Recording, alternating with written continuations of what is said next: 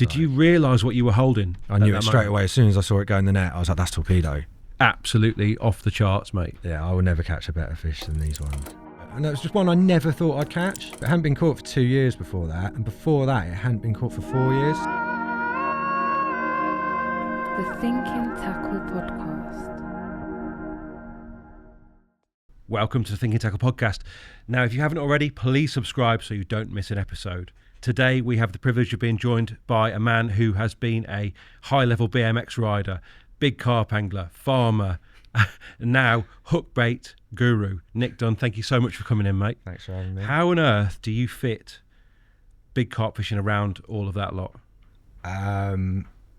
Just having a personality that enables me to hyper-focus on one thing to extremes until I get sick to death of doing something, and then I go to the next thing. So, but even recently, you know, I think those of us who keep an eye on social media, you caught an amazing big common from what is your home patch, I think, down Ringwood. Yeah.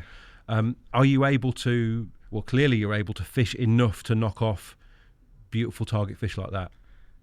Yeah, I mean, that's the first proper one I've caught in a while, but, in a few years. But yeah, no, it's kind of easier now I'm not farming. I mean, I can literally just go like Billy-O, and then if there's like a good weather front coming in, you kind of just hope that, okay, if the orders are a little bit late, like, you know, if you've got something to show for it, then people will understand. But yeah, basically, if there's a good weather front coming in now, yeah, I'll try and go, and yeah, it's paid off this year. Does that mean that you're always prepping in the background to enable you to take these little windows when they arrive? I'd like to say yes, but no. It's sort of like I always keep an eye on the weather and whatnot, and do what you can. Like that one fell on a full moon. I'm not a particular believer on full moons, but yeah, it was due, and I was like, I'm just going to pull all the stops out. I've got to get down there. More than I think, I sort of try and collaborate it with, or sort of coincide it with, like if I'm seeing things, like, you know, like walking at night or in the mornings or whatever, then I might be like, cool, I think this is going to be on. I'm just going to absolutely go for it. And I mean, most of the time, it's not like long sessions. It'll be like doing an overnighter, but leaving at 10 in the morning rather than having to pack up at bite time. So they're not overnighters, really, are they? Like, it's not a work night, but you know, then I'll work till 8 o'clock at night, you know, and do it that way. So, if that makes sense. Absolutely. I mean, we are going to talk in detail about what you now do for a job, which is hookbaits principally to start with, the Stogelmans brand. But just to give people a little bit of context, that's why you can sort of swing your working hours to allow you to fish occasionally. I mean, what does a fishing sort of week or month look like for you? Are you able to get out multiple times a week, Nick, or is it? I can do, but I mean, like since catching that one, that fire in my belly's kind of gone a little bit, and now I'm just like completely hyper focused on working, and I'm in the unit at 7:30 in the morning now, and I'm there at 8. I'm leaving at 8 o'clock at night, and I'm doing that like 5-6 days a week. So, you know, when I caught that one, I pulled all the stops out and I did 4 nights on the bounce, or like straight. I stayed like, you know. Oh, wow, okay. I worked on the Thursday night until late, got it all in the drying racks, and I was like, cool, like I'm going now, like I've got to do it. I know where they are, I can get in the swim I need to. It all aligned, and I was just like, I've got to go, and I stayed the extra night and caught. Tell us a little bit about that one, mate, because that is a famous Ringwood pit, isn't it? I would very much doubt on the back of someone seeing this photo they're going to drive all the way to Ringwood past all these lakes that are far more accessible and far easier. It's busy, it's an absolute nightmare. Yeah, it's mad. It's not otter fenced. It's one of the probably two lakes in the valley now, and it's surrounded by lakes that are fenced. So like, I mean, anyone who follows my social medias and that, well, the Stogelmans page, they would have seen like the video footage I got of the otter 2 days before I caught the big one. Like, they're tame as cats. They're on there every day. Like, it's savage. Like, there was 2 fish lost last year that we know of, 2 otters. There's probably like 20 fish left in there tops, and it's just granite. True survivors then. Yeah. And this is a relatively small deep 16 acres, like pretty deep on the whole. There's a few like shallow out of bounds areas, lots of areas you can't fish, or like there's a whole bank you can't fish all the time, and there's a high turnaround of anglers on there. Like it's, you know, the key swims are generally always taken. Very competent anglers on there. Some of them are. Oh, there you go. Look, that was on that eclipse on the. Wow, on I the sort moon. of see it. Yeah. It's the start of September. Amazing. There's just loads of areas you can't fish. Yep. And there's a low club lake. stock. Yeah, low stock club lake, insanely weedy, and I've never fished a lake where it will give you something and then it will charge you VAT on it. So like, just like mad stuff. Like before you even get there, like you got to go through 4 gates. I hate that, mate. And like you got this, like the track is bumpy as arseholes. Like it's so bad. And like just like the mad stuff that happens, like the otters showing up on you, and like it doesn't matter what you do, like, you know, you get a spot going and then it will weed over. Like it looks after itself. I always think of lakes like that, they look after themselves. They turn a lot of people away. Yeah. Like, and I've questioned it. I was sat there the week before, I was like, I've got another ticket I could go and use, I might as well just go up there. And then my mate was like, no, stick with it. And I was like, all right, okay, I'll go. And then I caught the big one. But I mean, obviously that lake had one of the most immense mirrors that any of us have ever seen, until relatively recently. Yeah, I think it was like 2018, 2019 it floated up. And has this common come through in the meantime, or was it already a big one then? No, and is that the target? I never went on there to target it. So like that fish that common's been a big fish, like 39s for a long time. Like, you know, probably when I was still fishing spinnaker when I was younger, it was a big fish then, and it was caught and known about. There was 2 of similar size, and we think the other one got ottered last year.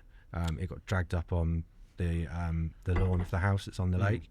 There's a smaller linear in there that's it's an original like roach bit stockfish, like one of the ones that got moved about. Yeah. And I'd love to catch that one. It's like a low to maybe a mid 30, but it's just what it means like to the area, if you know what I mean. But obviously having that big common there is a draw. Of course it is, but to be honest with you, I would have gone there anyway without it. Like, it's just the last piece of Ringwood history, really. Okay. And I insanely in my youth, I used to do mad things like go and fish it in the winter. Like, of course you. It was like 16 acres and I was full Terry. It's like, do you know what I mean? I was like, I'm gonna go over there and catch one of them, like live the dream, but it never happens. Like, so you had that to settle the score at least. I just never fished it in the prime time to fish it, and I don't know why I never had, but I just thought, sod it, the time felt right, and I went and had a go this year. So. I mean, obviously that mirror having slipped away, you know, without you having fished for it, must be slightly regret, I guess. Yeah, do you know what? None of my mates caught it. It's like I'm the worst angler out of all my mates, and like not even all the best anglers that I know went and caught that fish. It's really insane. Yeah. What, because they didn't go, or because it was difficult? Don't know. Like most places around there were difficult to an extent, but I don't know. I don't know why none of us went over there and went for it. It's like, it's insanity when I think about it. When you see that fish, like, and some people will know what one we're talking about. I don't know. Incredible. I mean, this is God's Little Acre, isn't it? Let's just give people a bit of context as to what is in that immediate vicinity. You know, we're talking about Ringwood, which is where you've grown up fishing, isn't it? Is that right? Yeah. So tell me about the that sort of area. What kind of scene it is? Very close knit, sort of quite traditional. I mean, like up until 2014, like none of the waters you couldn't fish the springs around there. Everything had a close season. Just like tight pods of anglers. In my early days, you had, well, they've always been there, obviously, in my time, but you know, in the vicinity, you had Roach Pit, Rockford, Spinnaker, Half Pit, Power 4. Like, they were the ones. You've got like a historic water behind it called Kingfisher. Yeah. That's like, you have to have like shares and stuff to be able to fish. That's how it started out as well, wasn't it? It was always, I think it's always been that sort of deal on there, hasn't it? I think so. People bought lifetime debentures or whatever, didn't they? Yeah. But you had those 4. They were the 4 waters. Up until 2012-13, Cemex obviously had Rockford and Roach Pit, so they had waiting lists. So you pretty much your only options on the harder sort of side of things was Half Pit or Spinnaker. Okay. You also had like Summerley, which is another historic water, which is just a little bit further up the valley on the other side of the road, which is where I sort of started in that. But yeah, no, they were the Power Four. Tell us a little bit about what it was like growing up carp fishing in that area, because we want to talk a little bit of early stuff, perhaps before we loop back round to this latest capture and have a little look at that one. But what was it like growing up in Ringwood and fishing, and what were your influences at that stage? Obviously, like everyone my age, like Terry was an influence. Obviously, like that book, like just. I mean, you'd have been what? You'd have been very young when In Pursuit came out. You'd have been. God, when did that come out? 98. I would have been 9. Yeah. Yeah. So you came to it perhaps a little bit after it was already out there. Yeah. I was 14. It was Ash in Ringwood Tackle. He's like, other than my mates I've fished with, Ash in Ringwood Tackle has been like a massive part of my angling. Like inspiration wise, Beadle, Walker, and other mates who aren't perhaps so well known in that. But yeah, like, I mean, the main inspiration was just like all the history. Like I really tuned into it from an early age. Like that's what gripped me. Like I didn't care how many fish I caught, which is lucky because I wasn't very good when I was younger. All I cared about was like the heritage of them, like where they came from, the stories, and like I'm quite friendly around the lake, and I get talking to people and I'll listen to people's stories, and like it gripped me. Like we were nippers, and John Lavelle, who's always run Summerley Estate, like he used to bring down all the albums of all the old fish, and like there'd be like Lockie, Wilmot, all that in there, and I loved it. I was like, this is sick. Like so yeah, that was kind of the inspiration. And pretty early on I was like, right, as soon as I can catch these gravel pit carp, I'm going to go and have a go for some of these other ones. Like yeah, and the lads that you mentioned there, who were they're a little bit older than you, some of them, they were friendly enough with you, like they let you into that sort of sphere? Yeah, I guess I had the right attitude. I guess, I don't know. But yeah, just got on all right with them. I think they liked the fact that whilst we were all into it, we all liked to have a laugh, to be honest with you. And I think maybe they liked the fact that I was brave enough to go and have a go on some of these waters, probably way before I was ready.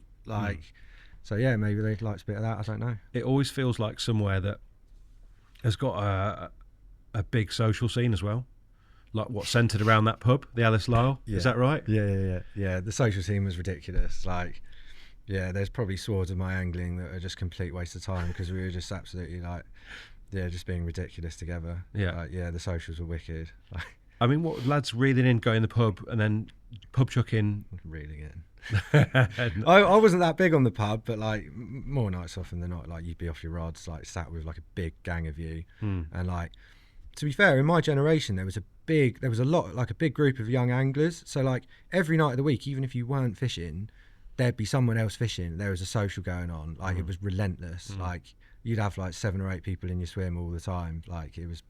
Yeah, I think it pissed a lot of the older anglers off, to be honest. I can imagine, to be fair. I mean, what in terms of the angler you are today, which of those guys has had the biggest influence on the way you fish? Sam King, my best mate. I couldn't pick one. Sam, Beadle and Ash. Ash taught me how you like sort of behave on a lake, how it's good to treat people like, you know, with respect and not be an arsehole basically. Beadle kind of taught me how to see things more black and white and maybe not overcomplicate things. And then like Kinger, I've just grown up fishing with. Like he's just the best angler ever. Like I don't know I haven't learned anything from Kinger because I don't know how he does it. Like it's insane. But yeah, no, they've all influenced me, like maybe just in their own ways. I mean, often influence is kind of it's not what you do, but it's the sort of aspirations that you have, I suppose, you know. And those lads all went on to do, you know, the likes of Beadle went and fished all around the country. I mean, did that inspire you to take on some of these challenges that you say were probably a little bit out of reach? Yeah, massively. Because it's just like, well, the world's your oyster. Like, you just got to go for it, haven't you? Like, yeah. Dave was a massive inspiration. Like what he did at Raysbury and all that. Like, it's just insane. And it's like, I didn't quite comprehend like how talented he is as an angler. And I can't even explain how it is. I briefly was talking to you about it earlier, like that intuition he has that can't be taught.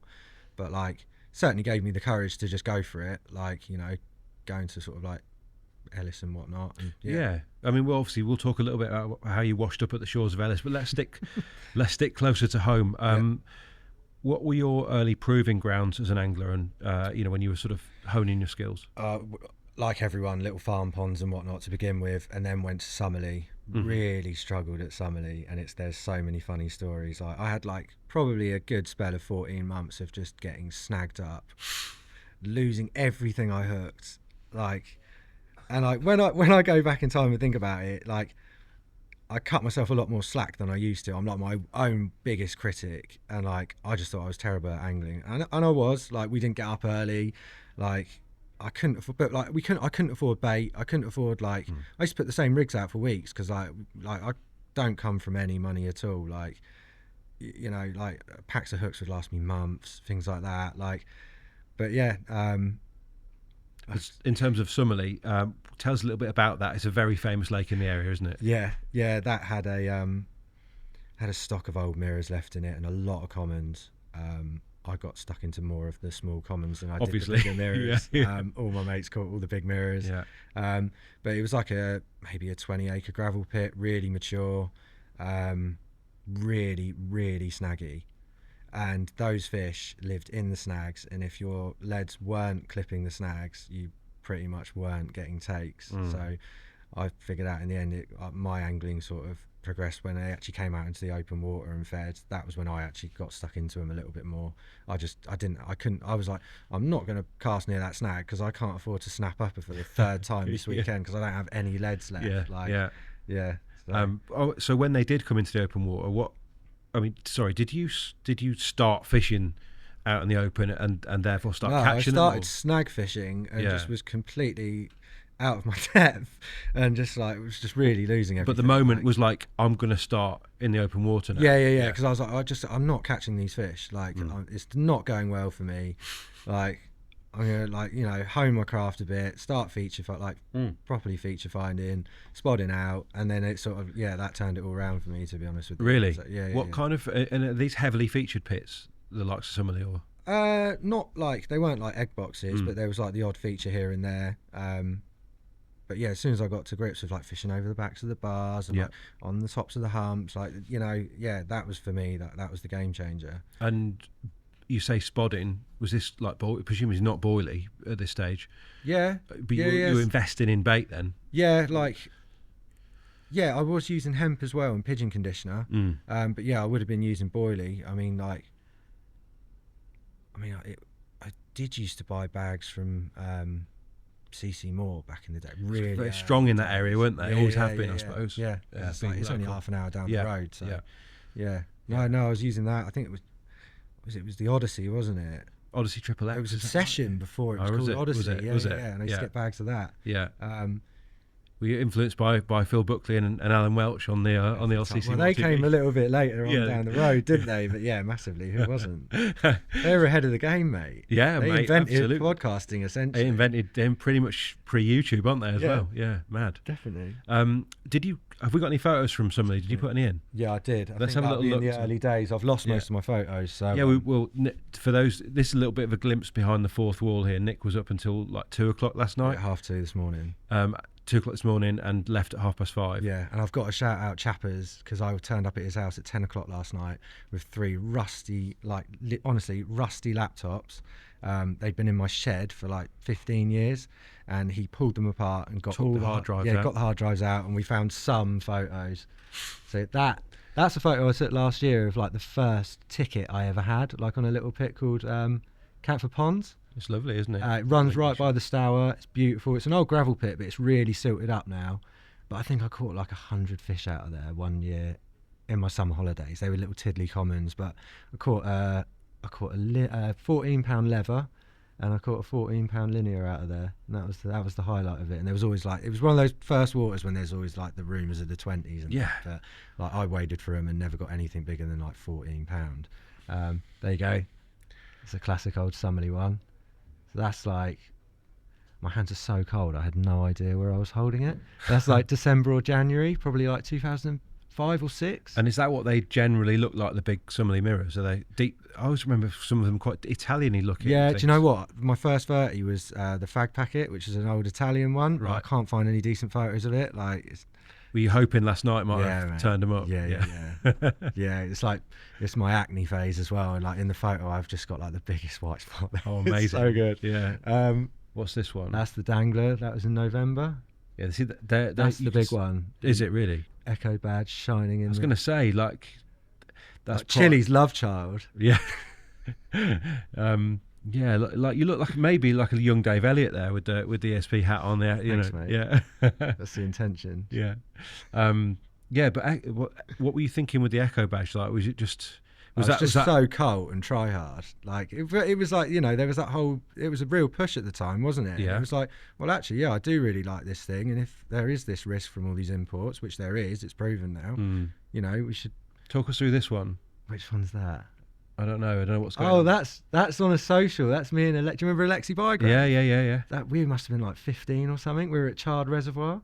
Oh, this isn't even Ringwood. This is no. This is just spirit. Early days. Like, yeah. Like this is just a social. So like, I got to know all those guys. Like there was Joe Hoyle, Alexi, Elliot Gray. God, who else would have been on there? A load of my mates. Like, but we all used to use the forums. Forums were a massive thing back then, weren't they? Elliot did mention to me to you about the Child's Forum. What is this? Like, Child's Forum. There was like an under 18s thing. It was called The Zone, and like. Yeah, it was just like run. Yeah, it was just. I'm not going to go into it. Go into it. What was this on? What was it? So it was on Carp Forum.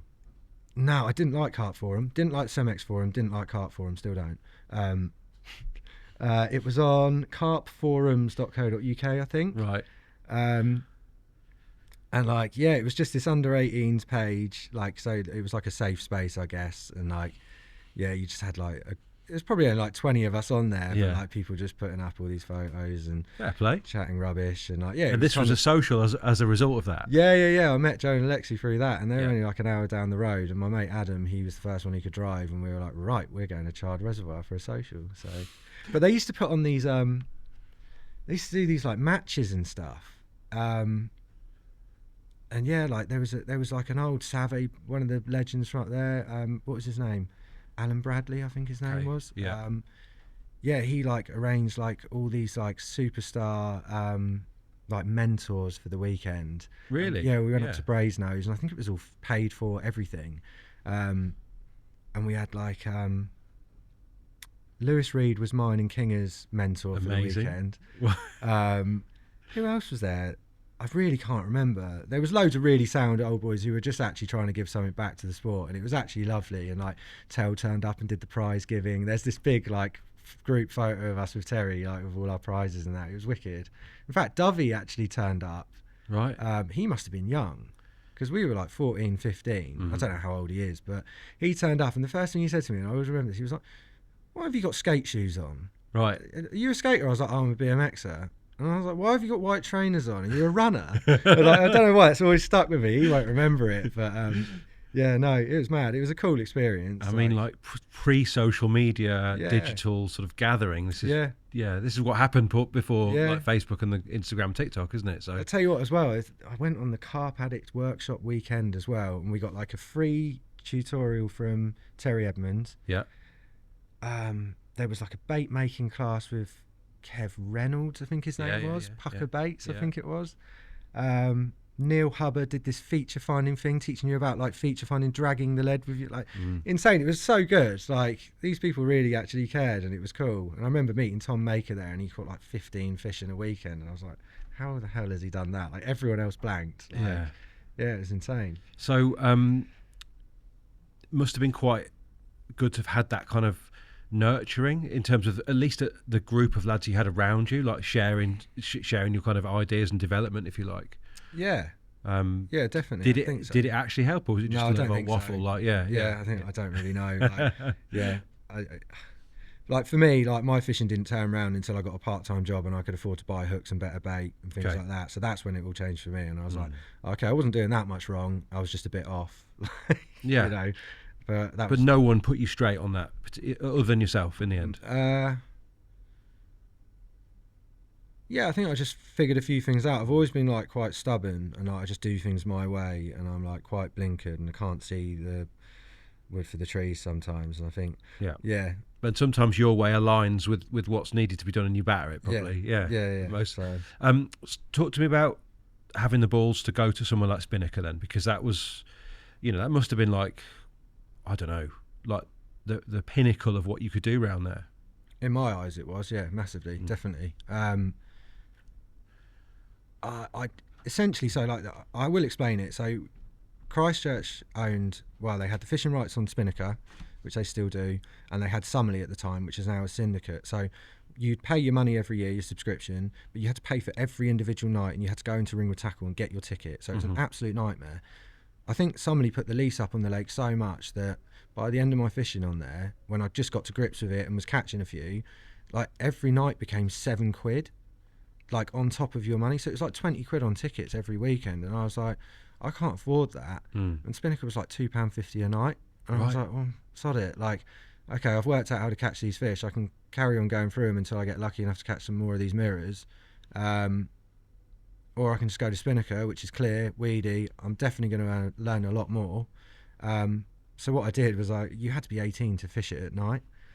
So I like managed to persuade my mate to like take us over there in the winter. This would have been like 2006. So yeah, went over there, and just while no one else was about, and Ash in the tackle shop was like, mate, just go and have a go. Like, he was so supportive. He was like, mate, just go for it. And you're probably 16 still at that stage, are you? 17. Yeah, I would have been 16. Yeah. So yeah, because it was the following spring when I passed my driving test and that. So you're underage, but you're going in. Yeah. That's fine. Yeah. So yeah, we fished it until the close season. I don't think we saw anyone. Didn't see any fish. Certainly didn't catch anything. But it was a good opportunity to learn how to like find clear spots, do this, do that. And I actually like walked the lake a lot. And I was like, oh, well, that looks like a good snag. Blah blah blah blah blah. And like proper angling. Yeah. It was good. And then you had the close season still then as well. So then I passed my driving test in the close season, and it all kind of just snowballed from there. So. Tell us about Spinnaker for those who've never set foot in Ringwood. What is its history and what is it like as a lake?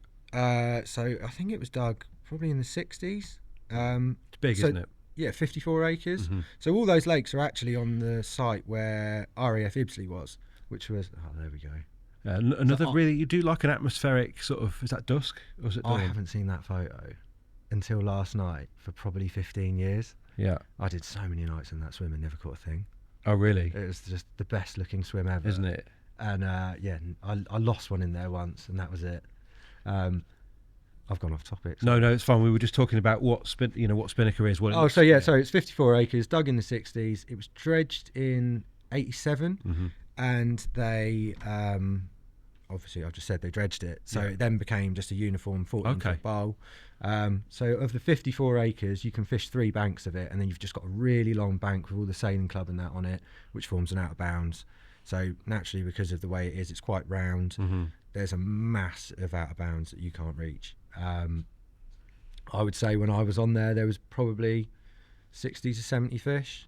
Some really old ones that had been moved over when they refilled the lake. Where were the fish like? Because obviously it sounds like at some stage Ringwood has been quite a melting pot of fish movement and different strains and what have you. Are these fish that were moved in from lakes nearby, presumably? Yeah, they came from Holtwood and Wedgehill, which are these 2 little farm ponds near Wimborne where I live, and they got moved into Roach Pit, and then they just sort of dispersed from Roach Pit. You know, they got put in Rockford as that got filled. When Spinnaker was eventually refilled, they stocked that. Like, it was just a group of sort of local. And these are really distinctive fish, aren't they? Can you describe what the mirrors and the commons are like from those? So like the Holtwoods, the Holtwood fish were like the likes of like Solar, Dracula, Intercity, like those big plain. Do we have a shot, Nick? Of one of them to show? There's loads. I'm getting ahead of myself as well. That's fine. We're going to come back to that, but just in terms of what the strains were like.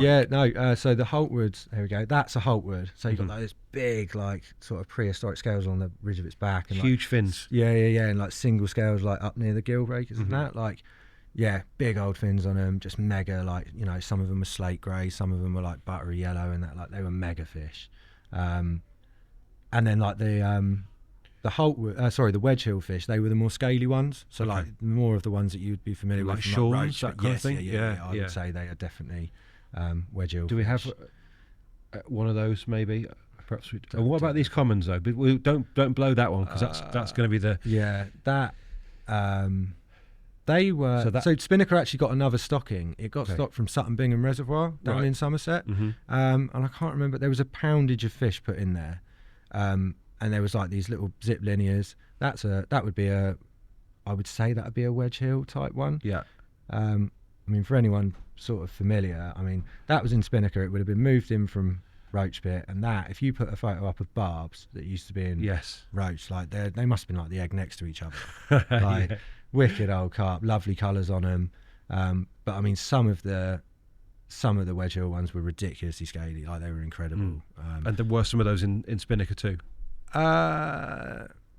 Yeah, there were. I didn't catch some of them. Like Andy's linear was a really nice fish. Like had like that linear sort of like heavier plated ones. A lot of them, like there was a fish that only got caught 3 times in spin, and it was called Pac-Man, and it literally like, you know that scene on The Simpsons, like where he's got like the makeup gun and he shoots his face. These fish just literally looked like they'd been shot by a scale gun. Like they were just obscene. Like it was literally just like someone had just shot them with a scale gun. Yeah, I don't know where the Simpsons reference comes. I don't know that episode either. So makes me laugh. So when you let's talk about inspiration for Spinnaker. Had people like Mike Brown, had he caught the big fish at that stage? Yeah, he caught it the year before, but I didn't know about that. Right. That was kept quite quiet for a while. But like Ash Gogan in the tackle shop, he'd fished it and done really well. Martin Eukenthal, he was like, he'd had like a 2-page spread in UK Carp with like Dracula and some of the other ones and the Big Common and whatnot. Ash was pretty much the only angler that I actually knew that had fished it as such. So he was my main inspiration for going over there. Like there was photos dotted about of him in the tackle shop, and I was just like, oh no, I've missed something massive here. I'm sorry, mate. Marcus Howarth, mate. He was the main inspiration. He went over there the year before, and he caught the Ivy Common, and he caught two-tone. That was what ignited it. Him and Ash together. Yeah, but God, I'm sorry, Marcus. Had you bumped into Marcus? I've known Mark. We grew up 100 yards from each other. You're what, similar age as well? He's a little bit older than me, but we grew up in the same area, fishing the same sort of like farm ponds and that. And he was always a few years ahead. Like he inspired me to go to Summerley, and then I sort of followed in his footsteps. Yeah. So actually, having seen someone that you grew up with do it, you felt maybe that it was doable. Yeah. Yeah. I mean, he's such a gifted angler, but I was just like, well, I want to have a go at that. Like, yeah. And when you started to get to grips with spin, like what was the catalyst for that? Observations in the close season. That was everything. Being able to bait an area as well, and just watch fish and watch how they behave naturally. Like you couldn't do that a lot on Summerley. Like on Summerley, they were just constantly in the snags. So what you were seeing, I felt, was irrelevant. Like, they just sat in the back of the snags. They'd feed at night. You'd hook one, you'd lose it, or you might land it if you're lucky. But like here, it was like, oh wow, they're using all these areas and like they're doing this and like, yeah, it was amazing because it was the first clear lake I'd ever fished. So like being able to watch them feed and think, oh well, if I bait there, then they'll come out and like not baiting in the snags, but just simple things like. But yeah. I don't know. So it sort of showed you that in a way you could apply a logic to it and it would work. Yeah, absolutely. What, in a way that maybe pressured lakes don't respond, Nick? Was that what you were feeling, or like? I was just reacting to what I was seeing, which is the way to fish, right? Yeah, surely. Yeah, absolutely. And I wish I'd carried on fishing like that in following years rather than getting stuck doing other things like. But yeah, I was literally just reacting to what I was seeing. Like I was seeing them every single day in this snag that wasn't. It was more like an overhanging bush, like in a bay, and I was just like, it was getting cleaner every day, like day by day, and I was just started baiting it, and they were just there every single day. Were you able to fish to that? Were you? You could fish to the outside of it. Yeah, it was a tricky cast, but you could. And I just started baiting it in the spring.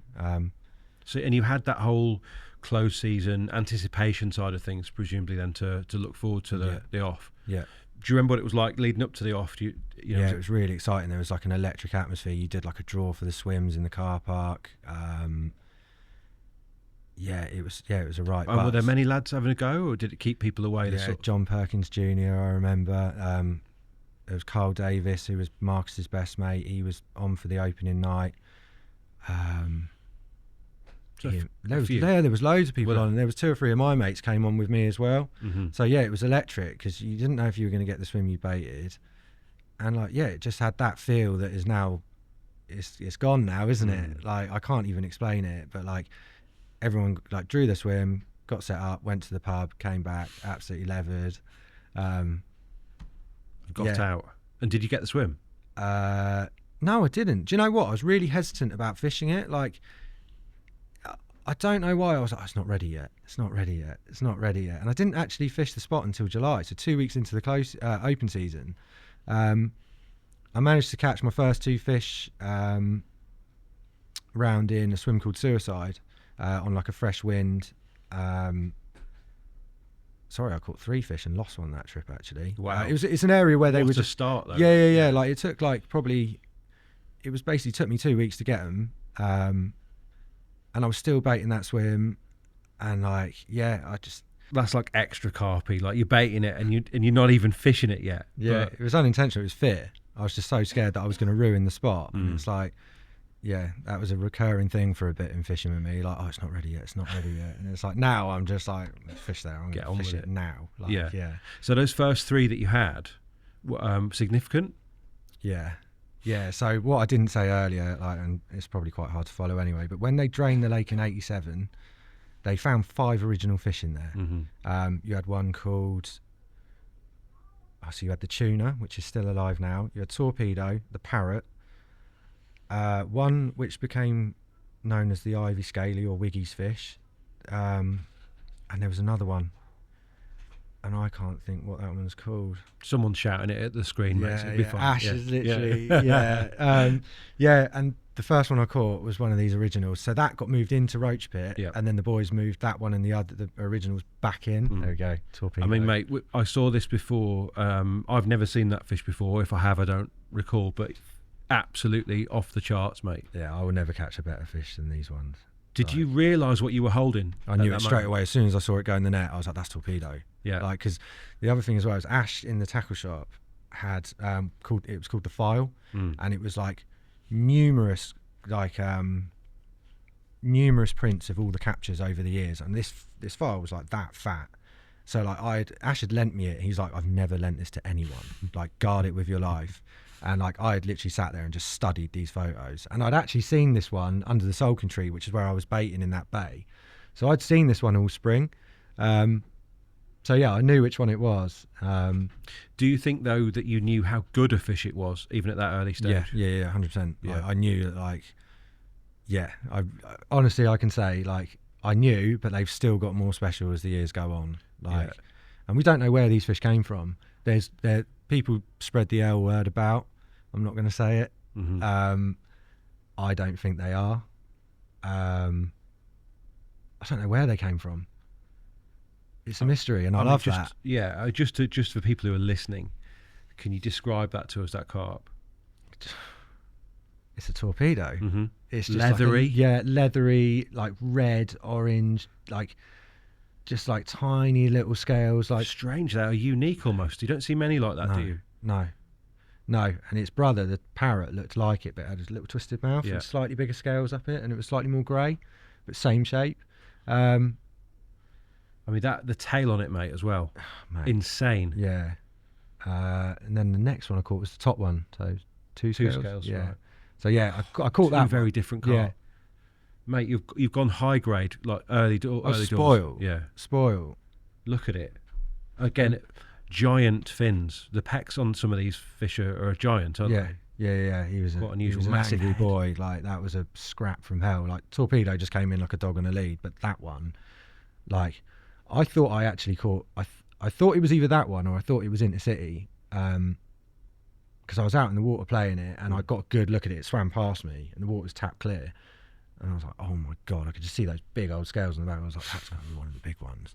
And like, this thing is absolutely going turbo. Like, it was mental. And luckily I actually landed it. What was the so you're in a swim called Suicide? What were you actually doing? Just on a it was like a fresh. God, what wind is it that blows into there? I think it's a westerly. Yeah, it's a westerly. So a wind had sprung up. Ash had actually been in there before me, And I was wandering around, and he was like, "You've got to come in here, mate. They're showing further out, and they'll come down this bank." And I knew they did this before because a chap had like brayed them the year before. He caught like 14 fish. He literally timed it perfectly. Brayed 14 fish in a trip, which is never like insane. Yeah. Insane. I can't like express like how mental that is. And he caught pretty much all the big ones. So I knew they had a track record for doing that and getting in that area. So. Yeah, basically, I moved in after Ash. I actually netted one of the rarest fish in the lake for him, and he foul hooked it in the peck on a chod. And I don't think he's ever used a chod rig ever again since. Anyway, so yeah, I couldn't cast very far at this point. I had like floppy Mark 1 Hearns, probably 15-pound GR60, all that classic stuff. So I just fished in short, and there's like, you've basically, in the swim, you've got like a long island that runs probably like 300 yards up the lake, and behind it forms a sanctuary. So they would use this, there's like channels up along it. So they would move from the open water, come down the island, and there's like a little bay in the bottom. So I was just fishing a spot, like in the middle of this little bay. It's probably like 20 yards out. And just literally just fishing straight B5 boilies. Just chods over the top. I could see the hat has changed from ESP to Essential at this point, hasn't it? Yeah, B5 bombing, hasn't it? but the Echo Badge has made the migration across to the new hat. Yeah. I didn't notice it. Yeah, I did see it on one of the pictures. Yeah, probably. Yeah. I don't know where it is now. And the third fish? That was a little common that only ever got caught twice. It was this weird little deformed thing. I think it was like 19 or 20 pound. Proper odd un. It had been caught by Hippie Pete in '99, I think, and then I caught it all those years later in 2007. It's probably still there, mate. Probably. It never got caught since. Like, yeah, mental. I haven't got a photo of that one. No, flopped it. Yeah. And then I lost one as well, actually. Yeah. I lost one in the middle of the night. And there's I'm not going to go into that, actually. Yeah, no. I mean, that is a heady days, though, right? I mean, that was mental, mate. You've sort of like manifested like success at Spinnaker in the most amazing form. Yeah, all credit to Ash, because I didn't want to go in there because I was very conscious of like, I don't want to go in behind someone. And Ash was just like, you're off your head. If you don't go in here, someone else is going to move in and catch these fish. And like, I still had to fish for them. Like, I still had to find the spots and that. And yeah, it just all kind of came right. And that was a good lesson, because it's like, okay, timing. Like, you know, they're moving into this area, and it wasn't long after that they spawned. Yeah, that must have been like the real jeopardy then, you know, with these waters with traditional closes. You've got potentially like 2 weeks before they spawn. Yeah, that was when they spawned in June and July rather than May, I suppose. Yeah. But you know, but yeah, a matter of weeks. Yeah, they generally spawn, and it was always nice to see that as well, because then you'd really get a look at maybe some other ones you hadn't seen in the spring. Because naturally, like, I'd get drawn to going and just looking in certain areas, and I'd see the same old fish in that. And there were certainly other fish that frequented like other areas of the lake. So when they were all together spawning, it was a great opportunity to see what you was left fishing for. And having knocked off a couple of the real mega ones, have you got in your mind that you want to catch, let's say, the big common that perhaps you are now aware of? I always wanted to catch the Ivy common. Okay. That was like, from like Marcus's shots of it, it's just this like mahogany round, incredible carp. Steeped in history, like from fish movements and where it went and how it ended up there. And you know, I always wanted to catch that one. I never have, and I've pulled the plug on it now. I've had like a good few goes for it. It's still there. It's the one Oscar Thornton caught it a few years ago. You know, when there's like the photos of the boats in the background, and he was, I think he said on his Instagram, he was like, "Oh, it's the hardest fish I'll ever catch." Like, yeah, it's that one. It's still there, mate. And yeah, obviously last week I was sat there in the morning with that fish in the sack thinking, I could go back for it. Yeah, never say never, mate. Yeah, I think that's done now. They've stopped it now, so it's just like more of a needle in a haystack now than ever. And I don't think my name's on it, and I think that's okay. I think it's better to not get everything you want anyway. So, I mean, you did have the big one at least. Yeah, I did. Yeah, I caught that much later on. But yeah, like the week after it got even better, and I caught one of those proper old original mirrors. Same swim? No, it's on that bait spot. You've gone to the bait spot. Yeah, I've actually gone for it. Yeah. And yeah, dropped in there. I caught one called Frank, actually, on an overnighter. Have we got that, Frank? We have got it, but we've got it, and it was the last fish I ever caught from Spinnaker in 2021. sorry about the quality of the photos, but yeah, he was £35 there. Yeah, yeah. Now that is the last of the old Holtwood strain. Okay. So he got put in much later. So him and 2 others got put in, and yeah, he died the end of that year, actually, sadly. So old fish. Well, yeah, we don't actually know how it was growing on in a tank. So we thought it would have been a younger one. Yeah. But I don't know if it was, mate. Like, yeah. But you see, he's got like those big scales along the back there. He's got that single scale up by his gills. Like, that's classic Holtwood. Okay. And he was called Frank because I think it's on the other side. But you know the rabbit on Donnie Darko? Yeah. Like, it looks like that. So that's why they called it Frank. Like, the scales on the wrist of the tails look like that. So that's a great name. Love that film. But yeah, I caught that one at £18 all those years ago. And he was the last one. That was when I pulled the plug when I caught him. He's a bit bigger there, I think. Yeah, 34, 35. Right. But yeah, that was the last one I ever caught from there. But he was from yeah, that was the first one I caught off that baited spot in 2007, and he was £18, 11 ounces, I think. And then I think that was coincided with my first day working in the tackle shop that I got a job in. So I packed up, went straight to work, and then did 2 days work, went back, and I caught Intercity, which is wicked, like from that baited spot. And now, why is it called that? Because it used to go like an Intercity train. Yeah, I imagine that's what it was. But yeah. It was insane carp. We've got that one as well, Tobes. Yeah, that's right. They're photos of photos, so I apologise to anyone looking at these, but I didn't. You were saying earlier that you actually prefer print. I think because you just don't print anything off anymore. So like, if something happened to my memory card, like there's a lot of hard work on there. Like, I know they're only photos now, but it's still nice to look at them occasionally. Like, no one who prints their photos off anymore. And I actually think a film shot has got a lot more character and feel to it. There's something you capture with a film shot that you don't get with digital. I don't care what anyone says. And like, I'm not particularly, that's weighing it. So that's Marcus there, spawned out. Look at him. That's Brett, the guy with the skinhead. Yeah. That's who I persuaded to go over with me in the winter because he was 18 or whatever. And that's one of my really good mates, Ryan, who I went on and like in the waders and the hood up. You see, my trousers are covered in mud. Yeah. So I had the bite in the middle of the night and it was pouring with rain, and in the bay swim it was like a steep drop down to this like thing, and I literally like it was on a Neville and it was just shrieking, and like it's terrifying down with rain, and I just slipped down the bank, landed face first in the margins, and then I like got up and hit the rods, and like mate, I got absolutely toasted by it. Okay, which is only right, because it's in city, so it's gonna But like the thing was like I was fishing, so you've got the bay, like that's. I know I'm really hard to follow with things, but that you can see like that island in the background. That forms the bay. That island is that 300-yard island that runs down to Suicide. So I was fishing when I caught my first. The other end, other side of that, down there. Yeah. And then in here you've got a bay, and I was fishing. That's the swim right behind me, and I was fishing down that tree line. Left. Yeah, right down into the corner, into the sulking tree, and it's. Is it a one rod job, Nick? Oh. I was fishing 2 rods in there. I know I was fishing 3, but I was never really that bothered about the other rods. Like if it was now, I would have just one rodded it. But yeah, no, literally, I don't know. To this day, I don't know where that fish went, because like it was just churning, and like, I couldn't stop it. Couldn't go at you. No. Got out and climbed out. I don't know where this fish is going, but excuse me.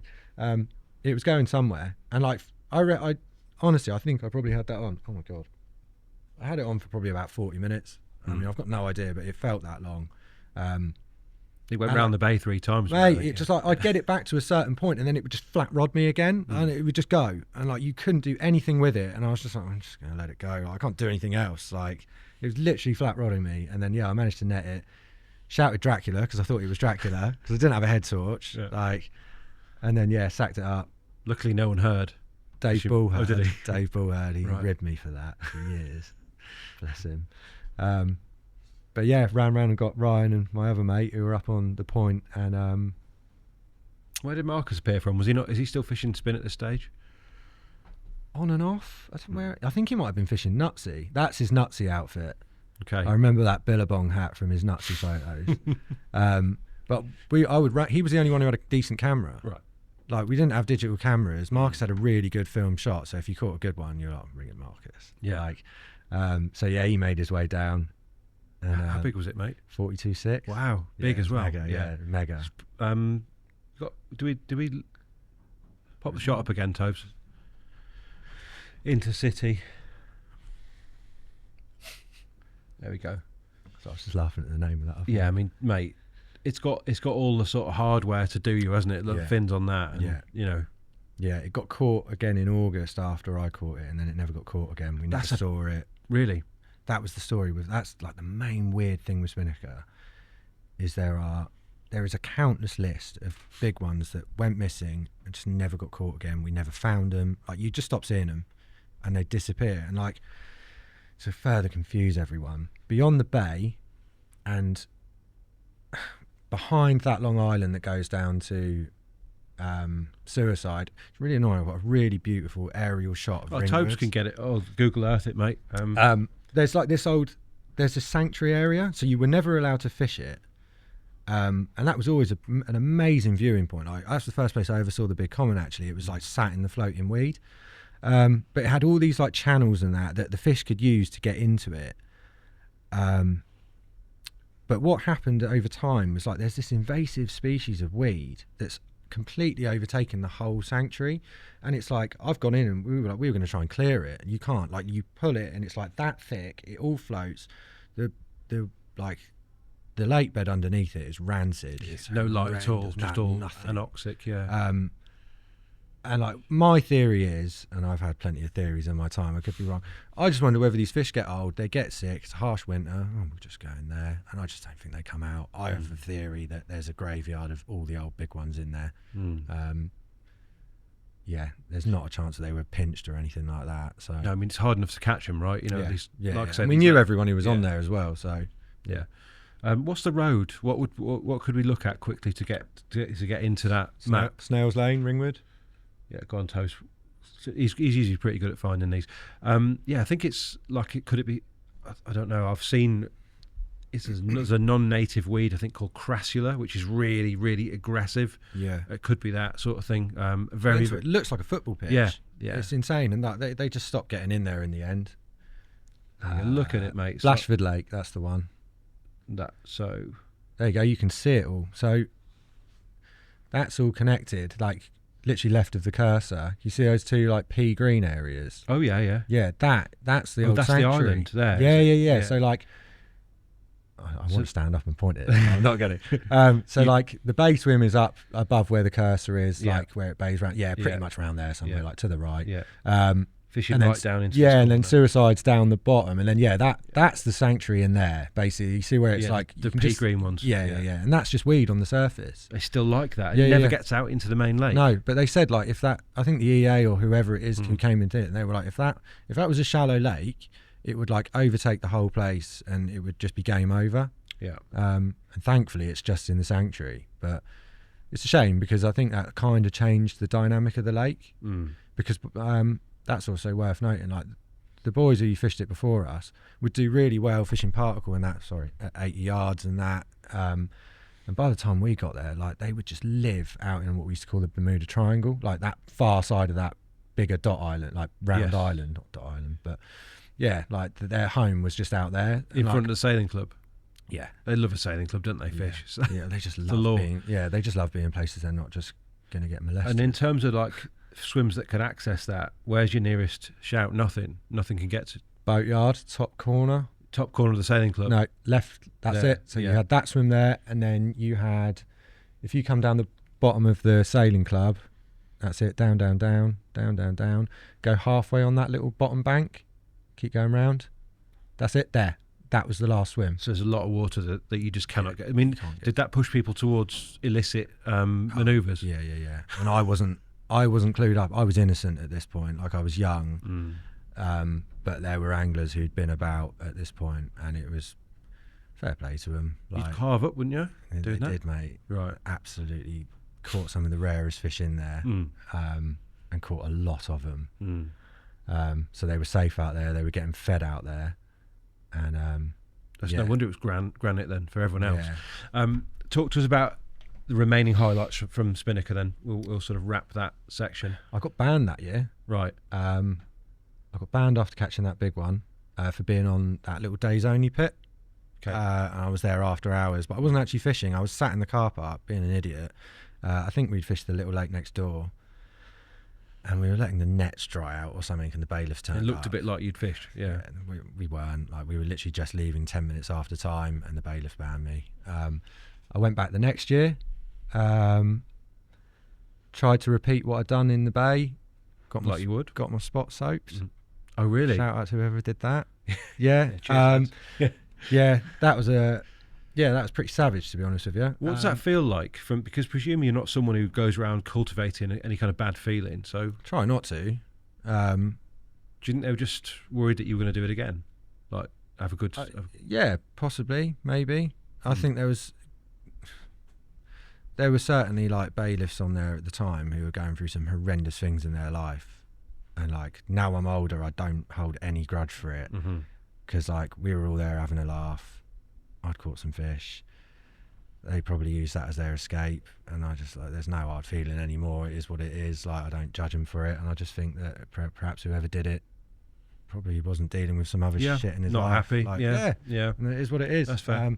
But yeah, that year I really struggled, and I did a ridiculous amount of nights. I caught 1, lost 4, and then the water dropped by like 1.5 meters, because it used to be like they used to pump the water to Bournemouth. So yeah, the water dropped 1.5 meters. My spot was out of the like, you know, out of the water. It was dry, and then it went like pea soup. So I fished just relentlessly, stubbornly, and just like, it just wasn't happening. And then it comes in further down the line, but like that was when I started thinking more about like things with bait as well, because I was like, surely this water quality is doing something to their feeding habits and like what they find attractive in that. But like, I had an idea about it, but like, yeah, it was something that I sat with me for years onwards. And then yeah, like as I've said before, there was close seasons everywhere in Ringwood then. So I was working in the tackle shop, and a bloke came in, and I was talking to him, and I was saying, I haven't really got anywhere to fish. It's the close season. He's like, oh, I can get you a ticket on this lake in like Middlesex or Surrey or whatever it is. It had been written about. I hadn't put the dots together that lake was that lake. Okay. So it was in Mickey's book. Yeah. Terry had probably just finished on there.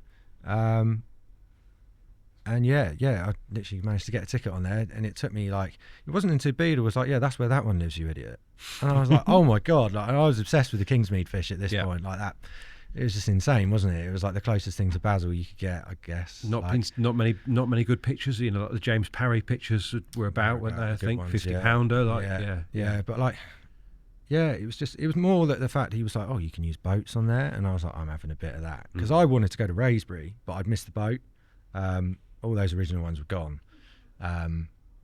So yeah, it was like the next best thing, and I managed to get a ticket on there. It was like £100 a year. And yeah, I started going up there. So that was like that close. I mean, close season fishing must have been a bit of a revelation. Yeah, to start it was mental. With. Yeah, like I didn't have a clue. Like, you know, I was like going there out in a boat, heavy baiting and all this, and like, it was just starting from scratch again, really. But yeah, it's great fun. You enjoyed it. Yeah, loved it. Got to grips with it quickly, or? No, I started really early, because when I put 2 and 2 together, and I was like, this is where Terry's done all this stuff in the winter. I was like, well, this is going to be a great winter water. Completely glossed over the fact he's like, it was like 1 winter in 100 or whatever it was when he did what he did. So I went out there delusional, thinking, I'm going to absolutely have it off here. Like, if I can catch them from Spin, I can catch them from anywhere. Like, it wasn't like that. You know, that place, it was twice the size of Spin. It was 99 acres, a little bit less than twice the size. And I think probably had about 50 fish in it, I think. Maybe a few more. I'm not trying to big it up and make it something it's not. But yeah, I started on there really early. It was tap clear. Just basically while it was quiet, you could learn how to use the boat. And like, you can imagine what someone who's like 18 at this point is like in a boat on a 100-acre pit. Any kind of wind, you're like spinning, mate. I mean, there's a picture of my boat in there, and it's just like, it's an absolute tiddler of a boat. It's a great story about that. We commandeered it off the Avon, with me and me and a couple of mates, and we got stuck in the car park with this boat that's not ours in the back of a flatbed truck. It's so good. It was a great night. But yeah, they're not light either, are they? Those things. Where is it? Early days? Ellis. No. Oh, Ellis. Yeah. Where's the old boat? There she is. That's me pretending to watch the water. With the old what's it called? Flecton. That's it. Yeah. Very Carp, isn't it? Yeah. Very Dave Sloan. It's tiny though, the boat, is it? I know that's half of it. Dangerous, mate. Really? Yeah. Like when I had like the leisure battery where it's just under my arse there, like if you had the boat going too fast and you didn't have the stuff packed right, like the water would be literally like that far from the top of it, and it wasn't the safest boat in the world. I'm surprised they let me use it, but I had a life jacket and I had insurance, so I think that was all they cared about. Really. There was another shot of it as well, wasn't there? Yeah, there's one of it loaded up in the boater's bay. I don't know where it is. It's in there somewhere, Toast. But what were you learning?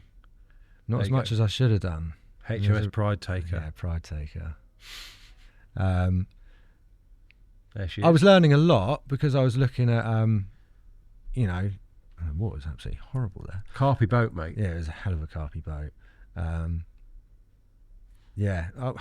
was learning, but like I was distracted by the wrong things I think that was really easy to be like that, and that was inexperience shining through. I actually think I'd have been way better off bank fishing it.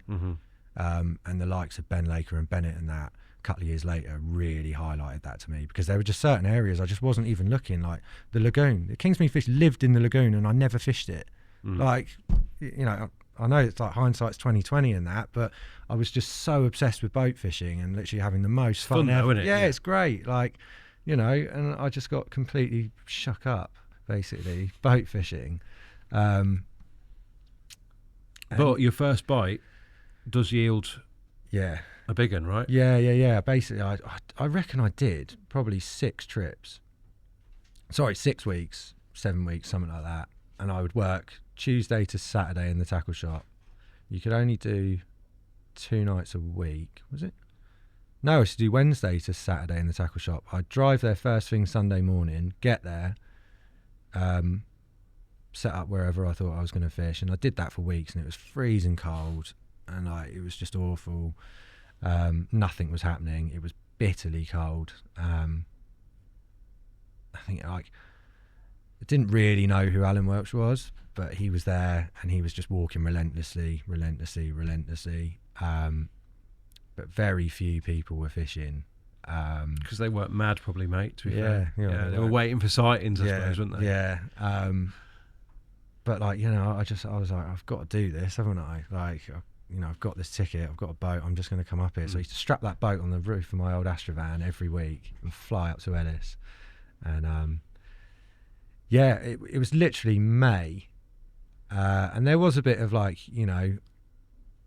I had started taking into account other people's stories on there, and it's like, as soon as it warms up, get on them shallows. I was still a month late. I should have been on those shallows in April, but it wasn't until I was creeping back one day with a nearly dead battery, like, 'cause my battery was terrible, like on the boat and that.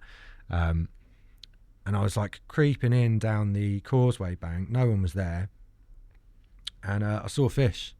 And I think I saw the Kingsmead fish go under the boat, but that could be my imagination. At the time, I was adamant it was. Like, you could see the scales stuck out on its side. I'm 100% sure it is. I'm going to back myself. And like just further beyond it, like I spooked them. They didn't like the boats on there. Like, it wasn't like anything I'd read like about Raisbury where they'd follow the boat. And also you weren't allowed to stand up in your boat. You had to remain seated and that. But yeah, I was like, oh wow, they bloody hell, they're getting really close here. So the chances are 99 times out of 100 I was probably fishing too far out. And also, like, I literally just found this amazing silty area, just poured the rest of my boilie in over the side of it. And then, I was like, marked it. I think someone had lent me like a handheld GPS as well. Yeah. So like, it's just all changed the game. And I was like, oh my God, like, this is what accuracy is. Like, because most of the other times, like, I was just like trying to find spots back off memory, and it was so clear I could. But yeah, so plotted this spot, came back the next week, dropped in, and I think I even booked a certain date off, because if you read James Parry's article, those fish had a like a real track record, and it's not actually anything like surprising now. I know a lot more, but like that second week in May was just game time for the dink in the Kingsmead. So yeah, I set up in the swim on the Causeway bank that like would fish towards that area I'd baited the week before and seen those fish. Someone dropped into Boaters Bay that night, and I saw a bait boat go out real long. He caught the Kingsmead that night, and then the next night or the night after, I caught the dink. Like, yeah, first bite. Like clockwork. Yeah, it was insane. They both did the bite on the week. Yeah. Let's have a look. So that is like very much. Look at it. I mean, they're really good shots of it, mate. I think they're not bad. We actually photographed it in one of the swims on Sheepwalk because the light was so terrible.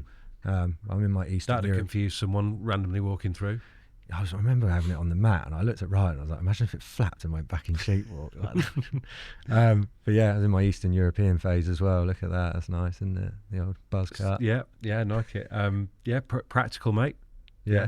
How big was that one? 45. So PB, right? Yeah. Massive, yeah, by a few pound. Yeah, that was a hell of a carp, hell of a scrap. Midnight boat battle, like the full experience. In a way, he's like the king of that strain in that lake, wasn't he? Because there was lots of those funny little I caught his little brother, well, the smaller version of it the year after. But yeah, he was the king. There was nothing else near that size of that strain in there. Mad that one just goes that much bigger, isn't it? Yeah. I mean, obviously the Kingsmead bigger again, but different strain entirely, wasn't it? I don't know where that came from, but not Kingsmead. No. Mega one, mate. I really like the sort of that almost dappled light, mate, on that one. Yeah. Bit of atmosphere to it, I suppose. Yeah, it's film shots. Yeah, I mean, we were saying actually, weren't we, that you actually still prefer print? I do. I mean, I'm going to make the conscious effort, and it sounds trendy and very cult and carpy, but I just think there's I don't print any of my photos off, and there's a lot of photos there that I could, if I lost them, I'd be gutted. And I just much prefer film shots. I think they're way better. I think they capture something like that digital doesn't. Like, I don't particularly like too crisp a photo. That's just my view on it. No, definitely, and often that's what we were brought up on, though, wasn't it? Yeah. It was like that was photos that were a little bit not perfect, and often slide film or print or whatever. So it wouldn't have caught the red of my nose maybe if it was digital. Maybe it probably would have done. Well, definitely. Got it there, isn't it? Mega carp though, mate. How does it all tie back in with spin then? Like, it's not. Well, I carried on until June 16th. Yeah. And it does all kind of tie in with something I've probably got to mention, is when like my use of weed got really bad. So we won't quite go into that yet, but at that point I was smoking quite a lot. Like, something I hadn't mentioned is that, like, in those early days my old man had died. So when I was 14 I lost my dad, so like fishing became like this it was a massive release. Like, they couldn't keep me in a classroom at school, anything like that. All I cared about was fishing. So I kind of carried all that sort of stuff with me and never dealt with it going fishing, and then become an adult and just started abusing weed basically, and just like my fishing just dropped off. Like, my observation, my lust for it, I was just going. But it's not all doom and gloom. I did catch a big common actually from Ellis the week after that, or did you? The week after that. Yeah, there is a photo of it in there somewhere. Mega. Same spot. That was, that's it. Sensational fish, mate. Again, it's like bad digital shots, but I quite like it. You can see its colours. It's a mega carp. It's that slatiness that some of them get, isn't it? Yeah, but it's like just a little bit red on the sides. That fish did 40 pound in the end, but that thing rucked again. Like, I caught that one. It's one of the very few fish I've actually caught at first light. Like, all my big ones I catch in the middle of the night. It's insane. I don't know why. But yeah, that thing managed to, you can see a little bit. You see how red it is around its pelvic fin? Yeah. My leg core, it wrapped itself in my leg core. So when I netted it, its head was facing away from me. I netted it backwards, and it had tied itself in knots. Like, it had fought so hard. It was insane. But yeah, that was the last fish I did catch another one at the end of the spring, like the week before I went back to spin. For the Open, I caught one casting from the sandbags on a fresh southwesterly, and I was just sat there, and the sandbag swim is like slightly higher, and obviously I've just said it gets the end of a southwesterly wind. There's no photos of it. I caught a 12-pound common, jet black, tiny little thing, and there was just a pod of fish on this little raised like gravel area, like really close in. And yeah, I just flicked a choddy out there. There was loads of like candy floss weed out there. Yeah, it was everywhere. It was coated. You couldn't get drops out there really. And even trying to find spots with the boat was hard. And yeah, caught one, little 12-pound. The smallest one there, obviously. That was some good fish there. And yeah, that was kind of the end of my spring on there. And I just went, I should have stayed on. Like in hindsight's 2020, I should have stayed on. I didn't. I went back to spin. And like, yeah, just like my smoking weed just got way out of control. I mean, that's part of the scene at this stage. I knew lots of people who were doing it then, especially if you're doing a bit of time. Yeah. I think it just goes hand in hand with fishing / being bored. And as a result, the other thing I've got to take into account is I've suffered quite a few concussions. So my memory, like big moments like that, I've got a good memory of. Yeah. But perhaps maybe the day-to-day dull spells of fishing, I'm a bit like, I don't remember a lot. And I think going back, I reckon I just didn't fish that summer. I reckon I went to Spinnaker. I think I remember thinking like, this is nothing compared to boat fishing. I don't know why I didn't go back to Ellis, but I think I just went BMXing all summer. More concussions. Did I have any of that? Yeah, I think I had another one that year. But yeah, like we used to go and do like Boardmasters and NAS and all that before it became what it is now. It's slightly different now. It was like quite extreme sports orientated back then. In what sense? Because I have no idea about what BMXing is. I think it's like quite corporate and quite like electronic music now. Like NAS is more of like a filthy rave, like 4-day rave now than anything. Like, but it used to literally be like, it was National Adventure Sports Festival, whatever it was. Yeah, it was literally like, it was a massive BMX event. People from all over the world would come. We used to get like free tickets basically, like just through some of my mates who really were pro. Like I wasn't on that level, but I'd get free tickets and go to it. And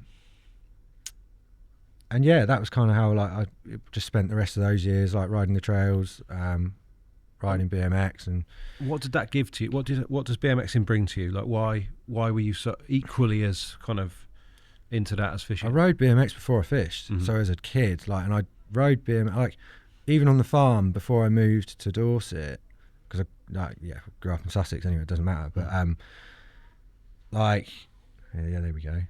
That's an old photo. That's a good one. 07. The 07, the one before. So that's a ramp that was in my mate's woods. Is that you? That's you? Yeah, that's me. Yeah, there's a 7-foot ramp. Yeah, that was a wicked, like no one knew where it was, and we spread a rumour that it was on Brownsea Island in Poole Harbour. Right. So yeah, everyone chipped in and built this ramp, and it was so sick. I mean, I've never been that high off the ground, mate. Sort of. Yeah, like there's different styles to ride in, and like some people are like really technical, like balance on their front wheels and like use stump pegs and that. But I just like to go fast and high, and that was how I got my kicks. And your concussions. Yeah, my concussions. So that you generally come off, would you doing this sort of thing? And what? No, like you've got a helmet on there. Right? That's 2007, proper emo phase. Great shot though. Yeah, he was a really good photographer. Yeah, I don't know what he does now, but yeah, that's actually one of the oldest skate parks. That ramp isn't, and you can't see because of the light, but that's actually one of the oldest skate parks in England. Really? So, yeah, it's a site of historic whatever now. Like, yeah, Slade's Farm. And what kind of buzz is it? Like, where do you get the buzz from in this? Is it just the adrenaline? I think as I've got older, I've learned that it's kind of self-destructive. Like, there's an element of I don't care if I hurt myself. So, like, sometimes if I'm going through something, I'll get back into riding, and like, yeah, I'm sort of a bit like. It's a good release though. It's a real good release because it's not an adrenaline rush. The adrenaline rush comes when something goes wrong or you get away with it. Like, that's the truth of it. It's the same with rock climbing as well. Like, people think, oh, you're an adrenaline junkie. I'm like, no, I hate adrenaline. Like, that's all kind of like flow state. Like, that's the best word for it, I think. That's a recent trip. So you're still doing it? Yeah, I went to America for the same reasons, for different reasons now. Just because it's a part of me, I can't lose it. I've tried to stop riding, but it always comes back to me. Like, I've had spells where I sold my fishing kit as well. There was a couple of years.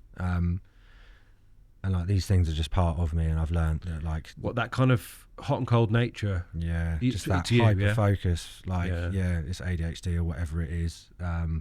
Because we spoke about it before we rolled. You even wrote about in the first Subsurface, I think, about burnout in fishing. Yeah, I mean, it's still a thing. Like I manage it a lot better now. Like I just basically, I was trying to fish all the time, trying to fish all these lakes like the Carp Lake, and it was a waste of time. Like I wasn't really into it. Like I just made bad choices and burnt myself out.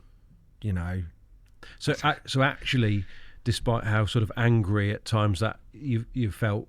In that, perhaps through that article with Carp, with the scene, the problem was really with me. With you. Yeah, it was me. I was like smoking way too much weed.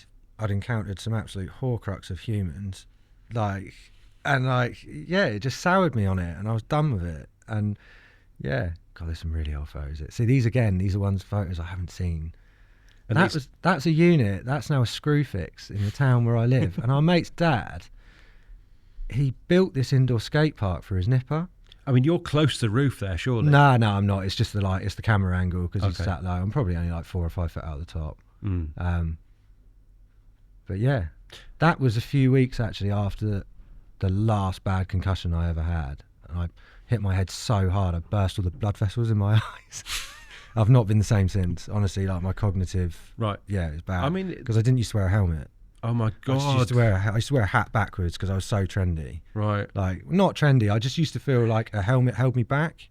Okay. Is that helmet there? Yeah, it's a helmet there. Shortly afterwards. Yeah. So that's probably like 6 weeks after. Because I couldn't ride for a bit because I was like back-to-back concussions are real bad, and I knew that at that point. But yeah, I didn't look after myself. So where do you think this sort of like irresponsibility, you might call it, this nihilism came from? Like, losing my old man when I was young, definitely. Like changed my entire outlook on life, and it's only like in recent months, in fact, where I've got help that I've overcome all that. I mean, it's a critical age when you're sort of modelling what kind of you're man becoming you're a young be. man. Yeah. And like he was my only link into farming. Like growing up, all I wanted to do was farm. That was all I wanted to do. Was be like my old man and that. And then I lost all my connections to farming. Like turned my world upside down. Like, and I never processed it. Like I've only just recently, really. And yeah, like literally now my life's I was negative for so long, like, and now I'm positive, in the words of Biggie Smalls. But like, yeah, it's good. Is that why you tried farming as well? Because do you think that was a big influence to him? Right. And like, yeah, worked out in the long run that's just not the one either. I mean, what happened with that? How does that even work? How do you get into farming? I don't even understand. So I was like, it's much further down the line. So like, basically from like 2009 to. There were spells of fishing, like elsewhere, we'll say. I kind of wasn't really into it, and I was just kind of looking for a bit of purpose. I wasn't really getting it from BMX either. That's an old photo. So I actually grew up on the Duke of Norfolk's estate in Arundel. Sounds posher than it is, but yeah, that'd be like 92. That's my dad driving the tractor. That's me and my brother in the back of. We used to use that box to go and get the calves in when they calved in the field. But yeah, sort of grew up there on that estate and just had this lush upbringing. I don't know if I've gone on a tangent here, but no, tangent's good, mate. It's fine. It? Yeah, and just had this wicked upbringing, and I think fishing was the closest thing I could find to it, like being outside and whatnot. Sort of went through that spell where I've mentioned it 3 times or whatever, but I was just smoking too much weed, living an unhealthy lifestyle, didn't give a shit about myself, like.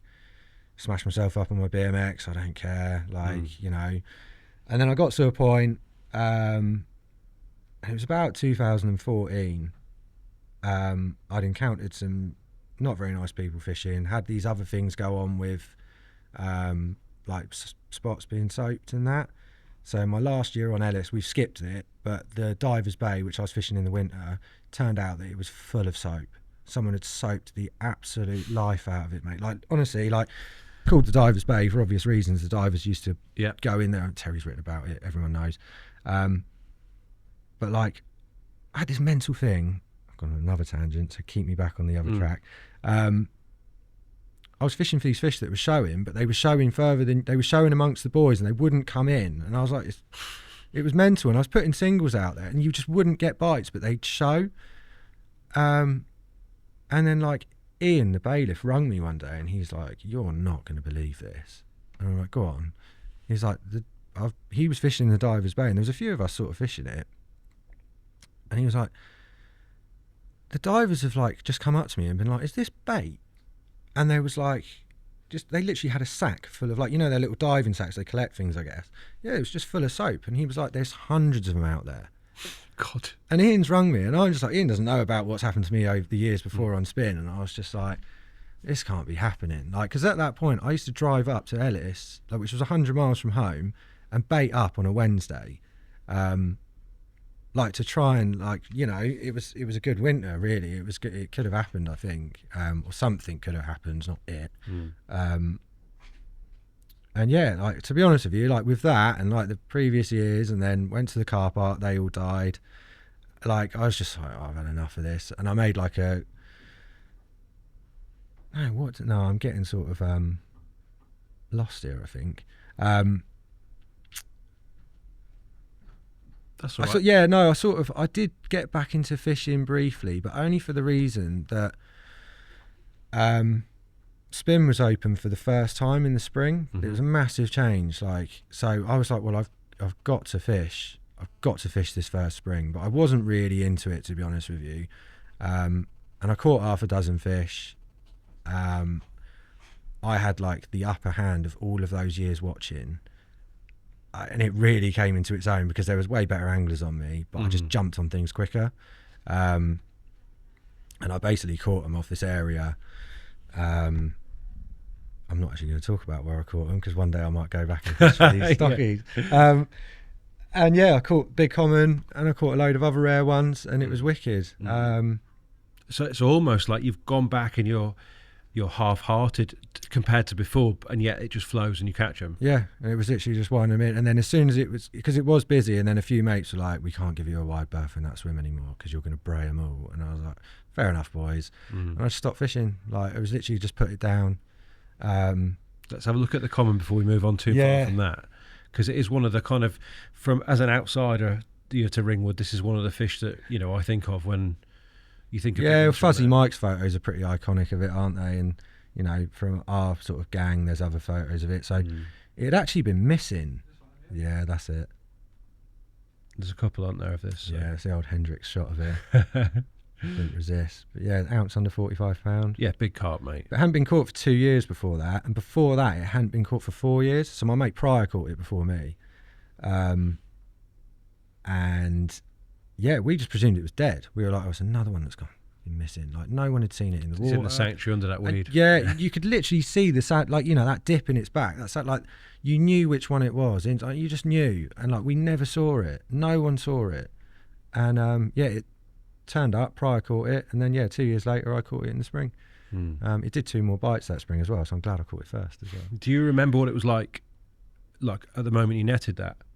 Did you know it was it from? I knew it was the big common instantly. Like, flipped it on its side, I was like, "Fuck me, that's the big common." Yeah, and that was just one I never thought I'd catch. Like, they were pretty much impossible to target in there. It's 54 acres. It's a basin. There's no features. In fact, there was 2 features actually.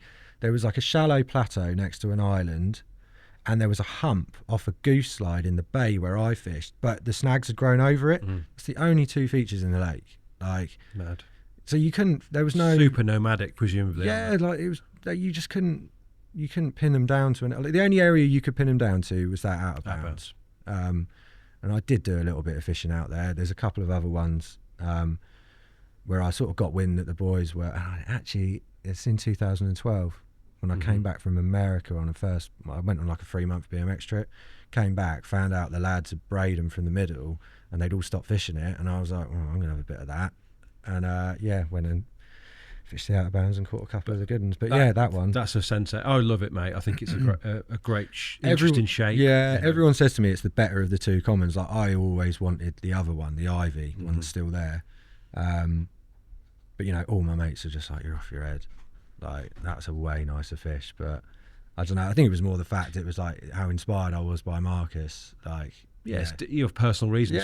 For sure. The thickness of its tail wrist makes mega. Like, it's unusual. It's a cool old carp. Quite pale in these shots. Yeah. Was it algae that year? No, it was only April. So that was that was one of the first few bites that year. Like I think there'd been 1 or 2 fish out, and then like literally I got up one day and I was like red hot. I was like, this is peg 1 weather. I literally just went, and like it just pretty much happened straight away. I think I caught one the week before on a single, not off the spot where I caught that, in that swim, like a 30-pound common. And then that trip I think I caught 3 and lost 1. No, I didn't lose 1. I just caught 3. I had that one, and I had the motorbike linear, which was a rare mental linear that like it just used to scrap like mad. And then I had one, we never really had another name for the other one, but like a 33-pound mirror that hadn't been caught very much. So I was kind of like half into it, half not.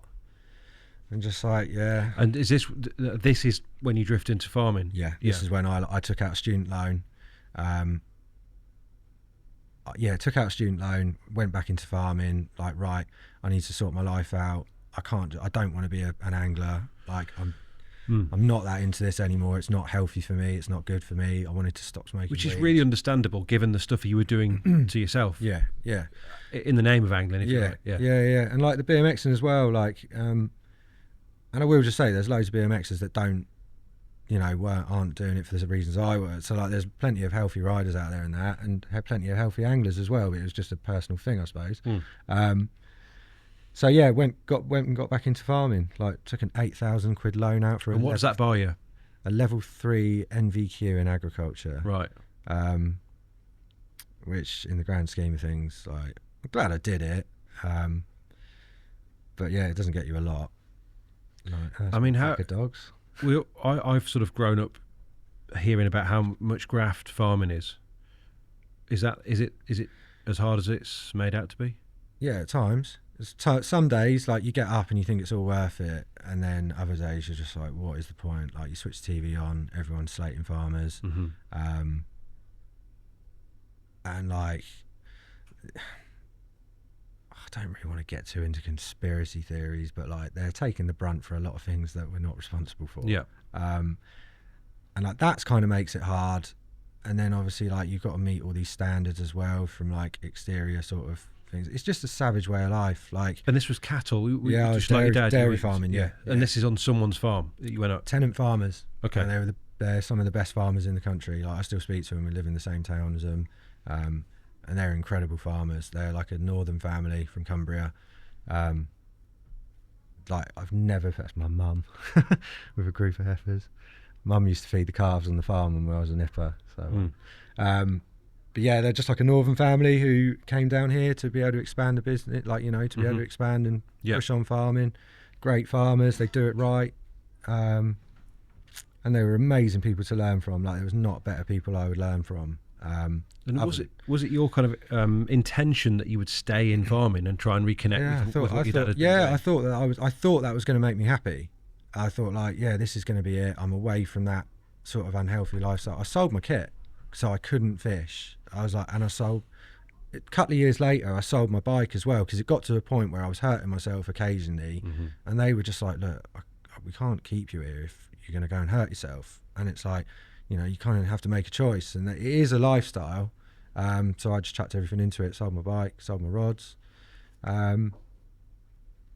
I think I actually only sold my kit while I was at college because I was like, I paid £8,000 for this. I can't be going and doing overnighters. Like, and also I was at college 4 days a week, and I think I was working the other 3 and then doing coursework and that. Bearing in mind, I left school with I stopped going to school, to be honest with you. I didn't have a GCSE. Like, it was the first time I ever actually applied myself to something outside of fishing. I did buy my kit back after I finished college and the same lot. Bought some of it back. Yeah, some of it was gone though. Did you get the Hearns back? Oh, at this point I'd changed over to Hutchie Excaliburs, which they were like a blank they never brought out that my mate had custom built, and I got them back. Didn't get my SS 3000s back. I sold them to Matt. Oh, who's the absolute ice man? I think he's done a thing on here. He bought my SS 3000s. I never got them back. But yeah, anyway, got most of it back from the people I sold it to. And then I still didn't fish for a while though, because I was just so heavily into it. And then like the next sort of spell I did fishing wise was, like as I said earlier, Rockford and Roach Pit had changed hands, so they were now, Roach Pit became a syndicate and Rockford went to Ringwood, so you could just go and buy a ticket. But like at this time it was absolute bedlam over there. Like every big carp like angler in the country was there chasing this incredible stock of 50 pounders, with obviously the ultimate prize, which was single scale.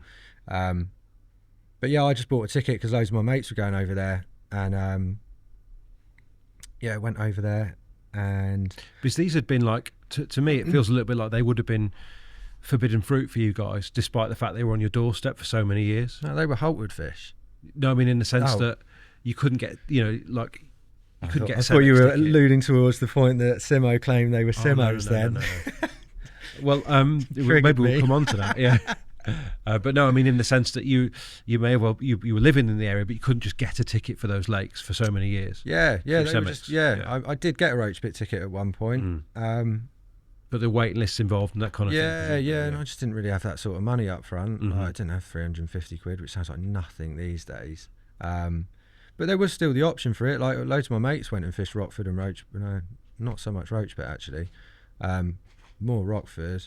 But I mean, what they became was just so like, and I think this was the same story across the whole country. I think of my generation, the disbanding of Cemex was game changing in sometimes good ways, sometimes bad. So Rockford was dead before it got sold. Like it was so quiet, it was unbelievable, and there was an incredible stock in there. I can't remember now if Daryl went there on a gold card or did he go there? I think it was on the gold card. Yeah, right, so it was almost before. Like yeah. Because that's for better or for worse. It feels like the moment that the rest of the country found out about what Rockford could be. Yeah, but it was getting out though. Yeah, people knew, I think, but yeah, I'm not going to blame Daryl. No, not at all. No, I'm just saying, the sort of floodgates open though potentially. Yeah, the likes of like Matty Jackson and that, or caught them all. And I think Matt was on there. Was he on there before? After being very successful on Roach? Yeah, I think he caught single before Daryl. Yes, I think you're right. Yeah. But yeah, I just wide berthed it because it was so busy. And then I think it would have been like 2016, I think. I went on there. I was just going down and visiting mates, like, because I couldn't fish still because I was like milking cows and doing blah blah blah. But like, I then I think I got a midweek day off or something. No, that's a lie. It was definitely, I was getting weekends off through the spring and summer. As soon as the cows get turned out to feed, like to grass, the workload improves. Like dairy farming in the winter is just like monotonous, repetitive. Because they're all in sheds, right? Yeah, so you've got to bed them, scrape them, feed them, keep checking them, blah, blah, blah, blah, blah.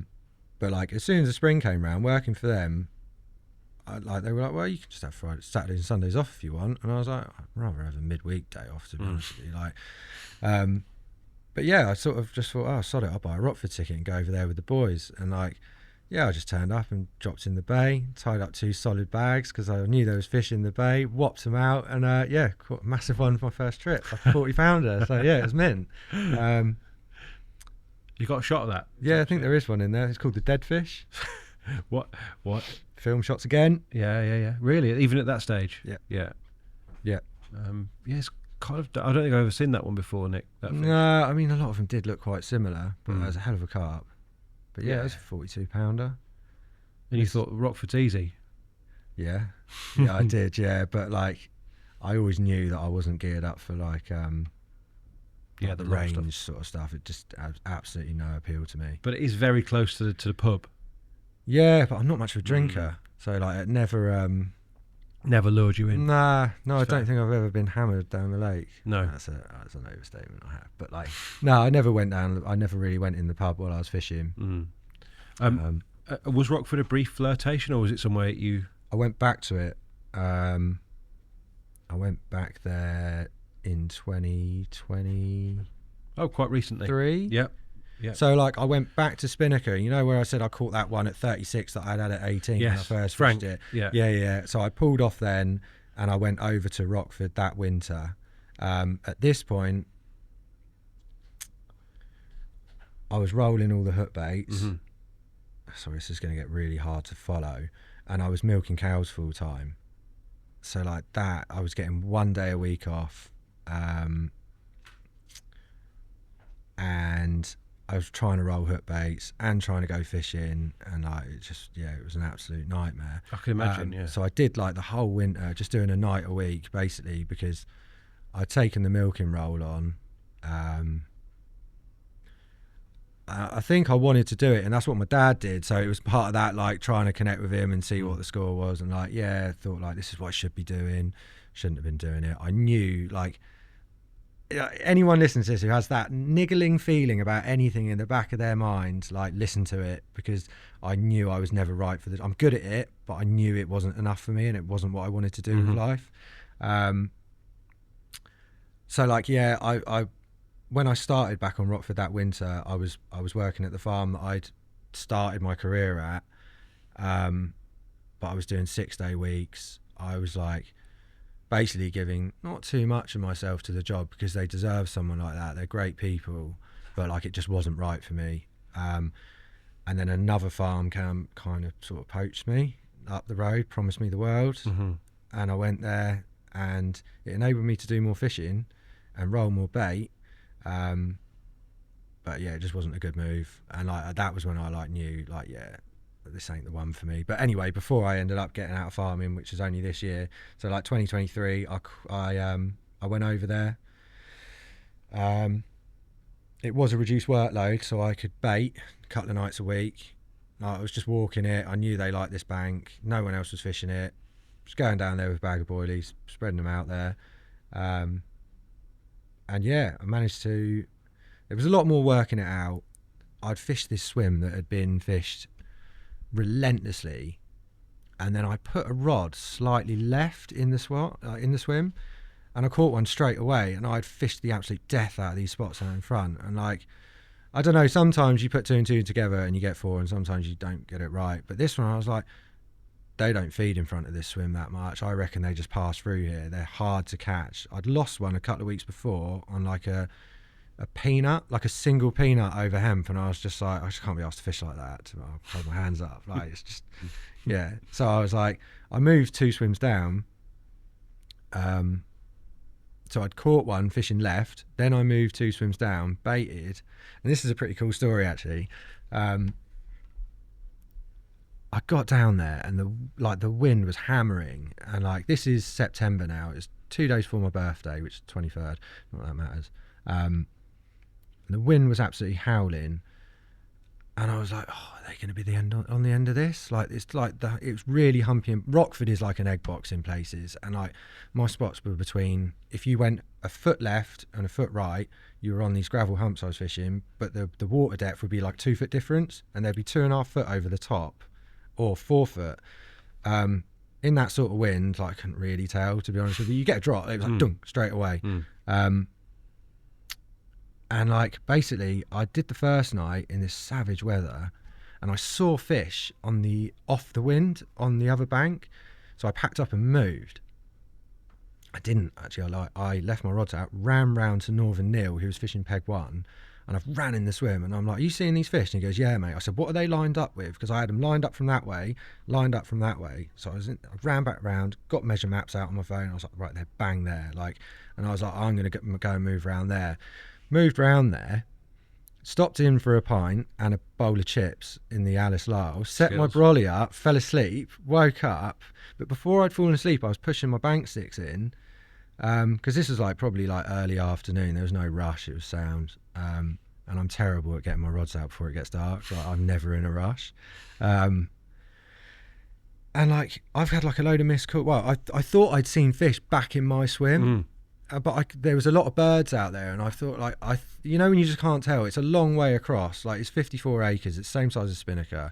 Couldn't tell whether it was birds, couldn't tell whether it was fish. And I get a phone call off Neil, and he's like, "Mate, you won't believe it." He's like, "Harry Potter down in the corner, he's seen 6 fish on your spot." And I was like, "You're joking." I was like, "I can see them, but I didn't know if they were fish."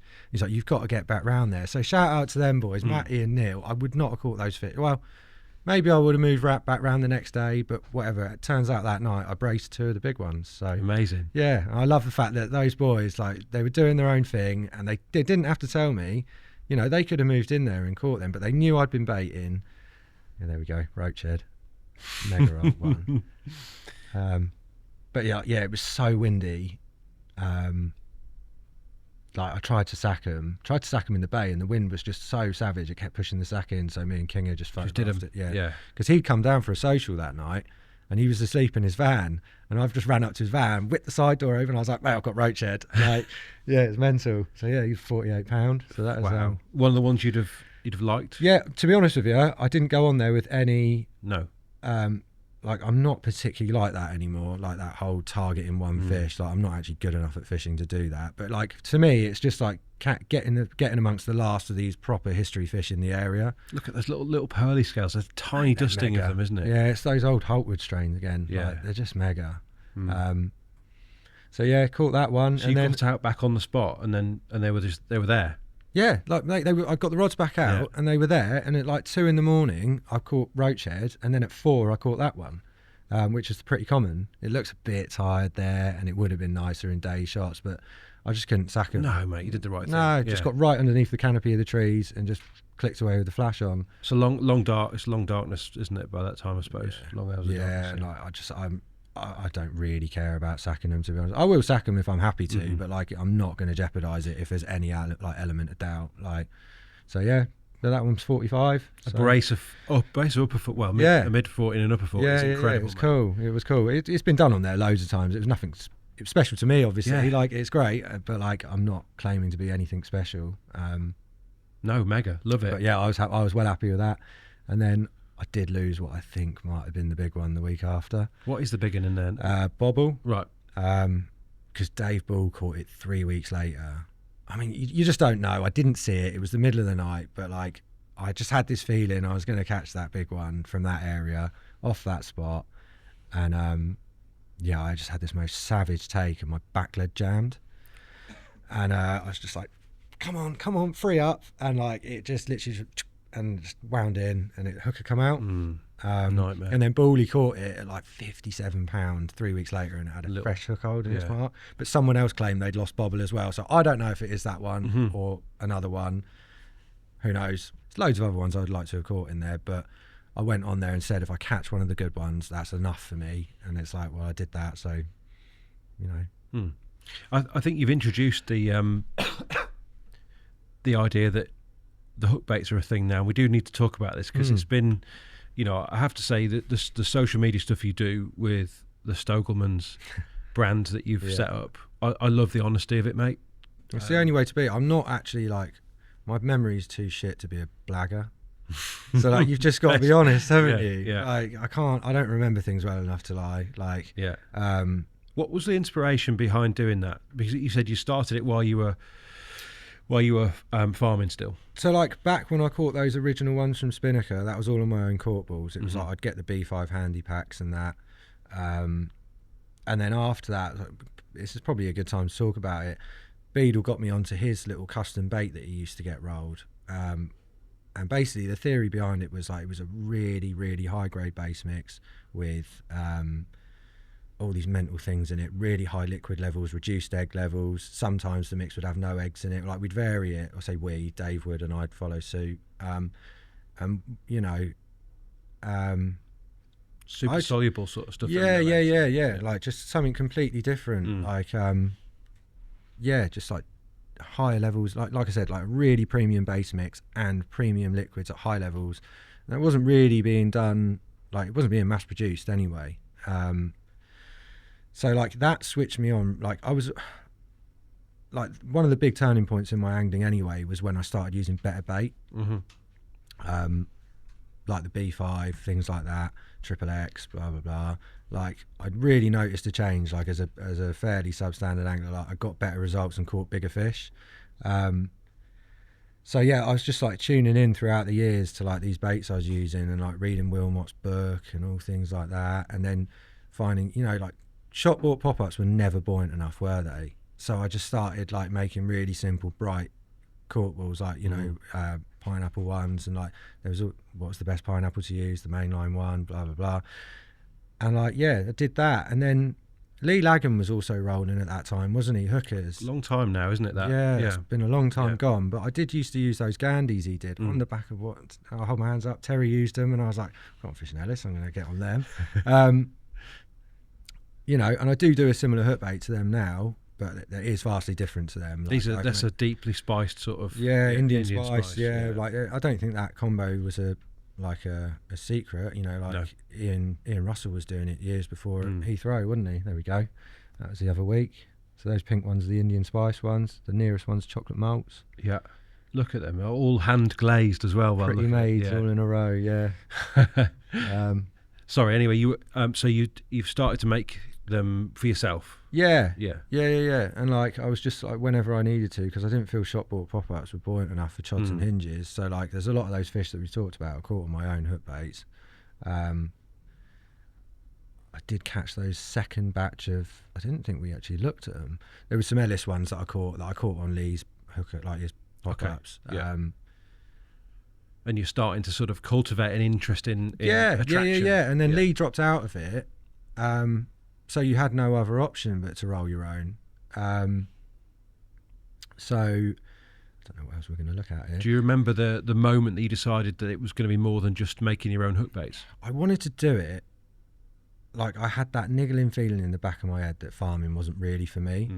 It was like so stressful. Like the tenant farmers out there, they have to work so hard to turn across that like it does pass on to the workers. If you care about your job, like I'm not someone who can turn up to their job, do the bare minimum and go home. Like that's a blessing. I admire anyone who can do that, but I can't. So I used to put the stress on my own shoulders, and my boss would even be like, don't worry about it all, but like it would bother me. And I got like the only chunk of inheritance I was going to get back then. This was probably about 2018. So all this time I've been doing all these things like rolling on my own hook baits and blah, blah, blah, and spells of rolling my own bait. And like I wanted to back then pump all this money into buying like machines and all that. And I was just like, I don't think it's the right way to do it. And who's going to buy bait off a 25-year-old? I don't, do you know what I mean? I just didn't think it was there. So I came out of farming in like 2018, tried to retrain as a gamekeeper, because I found myself more like motivated. This is like this ADHD thing. Like it's a nightmare. It really is. Like I know everyone thinks it's like people looking as an excuse to label something, but like it is hell at times because like it's really hard to settle on something and stick with it. Okay. So like I tried to retrain as a gamekeeper, and that's because I knew that farming wasn't making me happy, but I wanted to do something that made an impact. And like no matter what you think, there is some amazing work done by gamekeepers out there, like for the environment, habitat, like for rare species like wading birds, like red listed like birds, songbirds, blah blah blah. Even the like the raptors and that, like they benefit from gamekeepers. So I was like, had a bit more purpose to it, tried to get into that, realised that unfortunately the world is against them, and I quickly gave up that dream. I'd spunked another load of money on a on a student loan, and I basically went back to doing a bit of building work. But like, there's another thing we missed out is basically I've cooked my back carrying all my, basically like early days on spin, you used to have to carry your kit, you couldn't get a barrier around it, so you'd lug everything on your back at once. And then one day, fishing one of that day's only lake, I herniated the disc on my back, and my back's never been the same since. So basically I was doing this building work, I'd end up only being able to work 2 or 3 days a week, and then I'd be in the osteopath spending 60 quid because I'd go privately because trying to get on with the NHS was a nightmare. And I was just like, I need to do something that's gonna sort of like free me up from this, because I can't carry on working like this. And then like work got quiet, and I just went for it and just started doing like bringing out these corks I'd rolled over the years, and like it just sort of like snowballed. And I did that for a bit, but like I'd met a girl, and it was like that full-time, I'm sorry, this is all higgledy-piggledy, but like that full-time farming position where I went milking, that was offered to me, and it's a great package because you get like a house with it, you get a lot of your bills paid, it's pretty much subsidised living. So like when you're committed to someone and like you're in a relationship, you think, well, this is what I should do as a man. So like I took that job on, sidelined the bait, was trying to do it and trying to manage a herd of 300 cows. I don't sleep a lot as it is. Like it was all too much. So it kind of stalled. And then obviously when I went to that other farm, I managed to pick it back up again because the workload was less. And yeah, it sort of got to a point where I really couldn't avoid the fact that like I didn't want to be in farming. And that was like February, March this year. And I literally just handed my notice in one morning. Like it got to a point where I felt so low and so shit. I was like I've got no choice, and I just literally was like, I'm going all in on this. And like, yeah, from that point on, like I've literally just been rolling bait flat out. So, well, pop-ups anyway, not bait, but yeah, that's pretty much how it's got now. And there's lots of demand because of the quality. The quality, and like obviously, like it is limited because I can only roll so many pots in a day. Like I've got a couple of good mates who come in and help when they can, but the majority of it is just it's all rolled by hand on tables. You can't machine roll a pop up. You know, every time a bit of paste is moulded around a cork ball, it's done by hand. Like, and you've got to have you've really got to focus on each individual one. Like you can't speed it up and keep quality, which is, I think it's fair to say that's perhaps where people have like lost their way a little bit before. Like and I'm not bad mouthing anyone. No. Like you try and speed things up to create to keep up with demand, and you just can't. Like so, I've scaled it now as much as I can on my own. While keeping quality up and that. Yeah, and the thing is, right, so you're absorbing costs with ingredients because you're talking about they use proper ingredients. Yeah, things like full fat GLM, like premium beef liver, like, you know, expensive hydroslates. The cork is expensive, so what I'm saying is you can't afford to have one of those pop-ups because you're selling them to cover those costs. You can't afford to have one of those be not right and not usable, can you? They've all got to be. You're only as good as the last tub you sold, really, aren't you? Yeah. Like, you know, it's got to be right. So talk us through the kind of talk us through a little bit through the range, you know, what it is that you offer and what they all do, you know, why people use them. So I offer like the pretty standard, like bright ones. But they're not standard. Like there's really, you know, like even like the base mixes, like just because they're a bright pop-up, I don't think that's an excuse to use poor quality ingredients. Like to me, the attraction comes like not just from the colour. It's not just the colour and the flavour. You know, I'm pretty open with what I put in there to an extent without screwing myself over. Yeah. You know, there's things like milks in there and like other bits. So this is not synthetic, is what we're saying, though, isn't it? Yeah, it's all real deal. Soluble attractors. Yeah, they are soluble. Like, you know, some people say to me, "Oh, will I be able to leave them out for 3 days?" No, mate. Like 24, 36 hours. Like, and you want, you know, I think you want to pop up actually, like, you know, leaking off and, you know, pulling fish in and that. So, yeah, so I do like my range of bright ones, and I go through all these processes that in my head I've told me count for something. And like I've got all these, like, you know, attractors and things in there and bits that go into different parts of the water column, and I also try and just source like the best flavors I can. And you've got an eye on a classic on classic bait literature as well, haven't you? You've become quite interested in that side of things. Yeah. Like recently I read that Ian Booker interview, and like I love all that because there's a lot of people out there, and I'm not like slagging anyone off, but there's a lot of people out there that claim other people are copying them, and like, you know, they've invented this thing in bait, and it's like, no, we haven't. There's a man who probably wouldn't even want to be named on this on a podcast, who we've all got a lot to thank. And, you know, Ian Booker, like all of those old boys, like Lockie, loads of them. Like, you know, awful lot out of Kent there, mate, I reckon. Yeah, something in the water in Kent, isn't there? Yeah, there's loads of them, isn't there? Like, and I'm tuned into. I try and be tuned into what they, you know, what I'm doing isn't actually that dissimilar to what they were doing. Like, you know, Fred Wilton and whatnot. Like, they did it all years ago, and we're all just still, you know, some people aren't. Don't get me wrong. Some people are literally.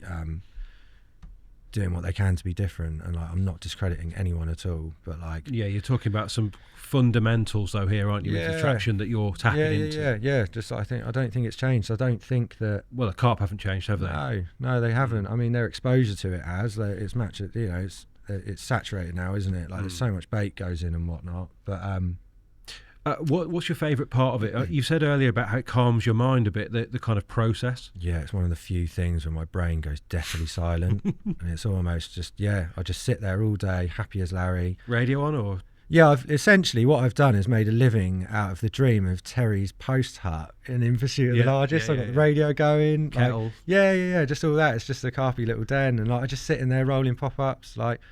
I'm just happy as Larry. Like it's mega.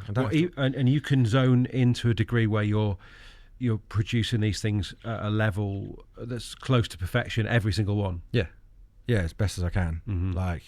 They are essentially. Like if they're not right, they don't go in the pot. And if anyone's ever had a problem with them, like get in touch with me, because that's my thing as well. Like I always, if someone's not happy, I'll re-roll them, and if they're still not happy, I'll refund them and still send them another pot until they're happy. What's your favourite part of the whole process? I mean, I suppose perhaps the cliche would be when you hear about someone having caught a big one on there.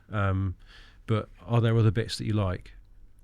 Trying to learn all the time. I love actually being absorbed in it, and just like I actually like being proved right on things that I think. Like, Sam's podcasts are great because like I'll listen to it and I am right on that. Like, the general consensus is we are right. Some of it I don't know how you prove, but I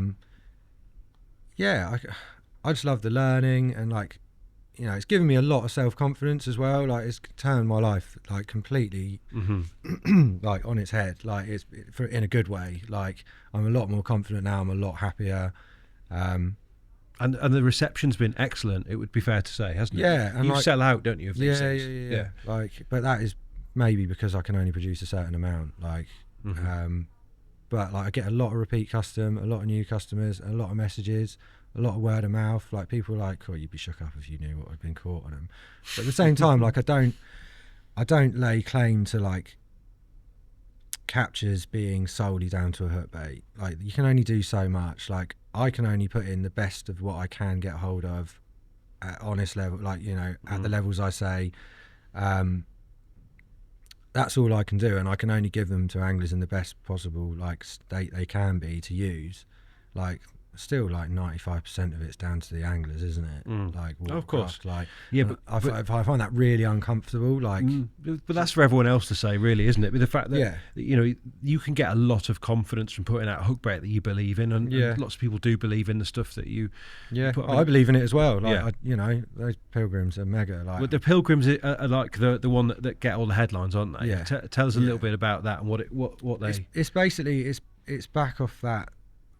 It's sort of why I went into it. That early mix, that sort of that concept that Beadle tuned me into. Is that them there? That's them, that's them before they get coated up. But like it's that concept of a jam-packed base mix, like high liquid content, really premium ingredients. Excuse me. And like just having it there in the bait. Excuse me. It's basically it's my own version of that, and it's with ingredients that replace ingredients we can't get that we used to use back in those mid to late 2000s. Like you've lost L030, and it's just like they're essentially just like a high attract subtle hook bait. Like so, it doesn't have to be white or yellow or pink or anything to be high attract. Like they're jet black. And that's not from unnatural dye. That's spirulina and robin red. If you get the levels right, you can darken it off. So like they're a high attract hook bait, and they're like they're proper. I mean, you've got little snails in there, the old sea snails. Yeah, I've got to give credit. That's Steve Whittington from down our way. Yeah, I mean, from my knowledge, that was my exposure to snails in the bait because he used to roll the snails in there. And that was a non-negotiable for you. You wanted them in when you did your own stuff. Yeah. Because Steve's helped me out loads with the bait. Sometimes when I've had problems, I can ring him, and he's so lovely. And he's like, "Oh, why don't you try that?" And he's thrown me so many bones over the years that like, and then like sort of throw me the bone on where to get the snails. And Stogelmans, tell me about that. That's the name of a fish in Silverwings, and it's also a name of one in a lake. Oh, look, there's that shot of ringwood in the background. Sorry, getting distracted. It was also a name of a fish that lived in one of the lakes in Ringwood that only like two of our mates ever caught, and it was a bit of like an enigma. And I just think it had a great... I like it. No, I like, and it's memorable, isn't it, as well? Yeah. What do you think it could become? Like, what do you hope? What are your hopes in life? What are your hopes for Stogelmans? I'm quite happy for it to stay like a small scale thing. I don't ever want to try and compete with like the bigger things. I'd like to expand my knowledge further. I'd like to expand my like self-sufficiency. So like the whole point of like the picture of the mussels there is like I'm learning to like hydrolyze liquids myself. I don't know if I can call it hydrolyzing technically. I'm sure there's a scientist out there saying there's too many variables for it to be called hydrolyzing, but breaking down the protein with an enzyme. So I want to become more self-sufficient. And that means your own liquid foods potential in the future. Yeah, which I can already do, and I've caught fish using them and that, but I'm just not putting them out there yet. But yeah, I'd like to do bait as well. Like I will bring the Pilgrim mix out, but unfortunately every time I get the money for my machines at the moment, I just get like a horrendous bill, which wipes my funds out. But I'll get there when the time's right, I think. Yeah, just keep the quality where it is, and just like not change anything. Just keep it consistent. And like we sort of started talking about that fish. We never actually saw it. No, it's kind of a nice sort of way to pull us back in towards the end. Really, would be to sort of show that and show that you are out there doing it, mate. Still, despite having to roll hundreds of thousands of blooming pop-ups by hand. Yeah, I mean, pop that up, Tobes, from the beginning, mate. Because it's a mega one. You didn't tell us how you caught it, by the way. I think we never quite got round to that. Okay, I'll try and keep it brief. Yeah, there it is. So I'd literally... Head on it, mates. Cool, it's a mega fish, mate. Yeah. It is a mega carp. It's so old. They got stocked from the River Nadder in Salisbury. And there's someone who fished in Ringwood who, the story goes, he was fishing when they turned up with a flatbed truck with, like, full of wet straw, and they just launched all these commons in from the river. And this would have been like the 80s, I think. Right. Maybe even before that. It's a chalk stream, isn't it, the Nadder? Yeah, I think so, yeah. There's nothing in it anymore. It's all been predated upon. But yeah, no, I caught that one. Essentially, I was doing loads and loads of night walking. Because I don't sleep a lot. Like, even though I'm out of farming, I'm still running on like 4 or 5 hours sleep. And like they've been out in this area like all year, and they just haven't moved. And I think they feel safe out there because it's the thickest weed beds and whatnot. And I think when the otters come on so frequently, I think it does alter fish's behaviour. Absolutely. Yeah, so basically I knew they'd been out there, but it really came together when I just couldn't sleep, and I was like walking up and down the bank, and like there was a doo-doosh, and I was like, fucking hell, they're really localised. So like I walked a bit further one night and walked around and stood behind someone who was fishing, and I was like, I've lined them up, clocked why no one else has spotted exactly where they're showing. In this swim, the swim where I caught it from, you've got like a bush that divides where 2 rods go out the front, and then you've got a little cutout, and it goes there. The fish were showing behind the bushes, and like I don't get anything out of doing people over in fishing, so I was really open with this information because I couldn't. There's anglers on there who fish 4 nights a week, and like at this point, there's two fish been ottered last winter, and we didn't know if that big one was still there. So I said to everyone, I was like, the fish are out there. Like, how far out are you fishing? And they were like, oh no, we're fishing short. And I was like, okay, well, do you mind if I go in the swim 90 degree to you or whatever? And can I fish long? They're like, yeah, crack on, sound. And then like over the next sort of like 2 or 3 weeks, so this is from like start of September, I've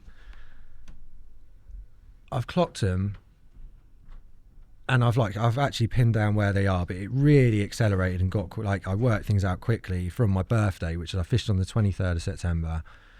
I did 4 overnighters that week, and I fished in all the swims that reached that area of water. And I just worked out that the line lay was shocking from 2 of them, and it just was a tiny bit better from like the swim I just talked about where they were showing behind that bush, like you couldn't see them. So I basically spoke to the mate who was fishing in there on the week leading up to that full moon. I was like, when are you off? He goes, I'm going Friday. I was like, cool, I'll be here Friday morning. Bucket will be in the swim. Is that cool? He's like, yeah, fine. So yeah, got there that morning, put my bucket in the swim, went for a walk round and whatever. Didn't see anything that morning. We had a massive weather front come in, and the fish pushed off further down. I saw them the next morning showing, and I was like, oh, I've got this wrong, they've moved. Like, so yeah, basically, I stayed put, but like I'd had this theory that I was like, the reason I'm not catching, I had been on fish and fishing for them when they were showing out there on these overnighters, and I wasn't catching them. It wasn't just line lay, it's disturbance. Like, they're cute fish, like they're old fish. There's only 20 of them left in there, and I was like, I need to get my rods out and sit tight, leave those rods out for like 2 or 3 days until it goes.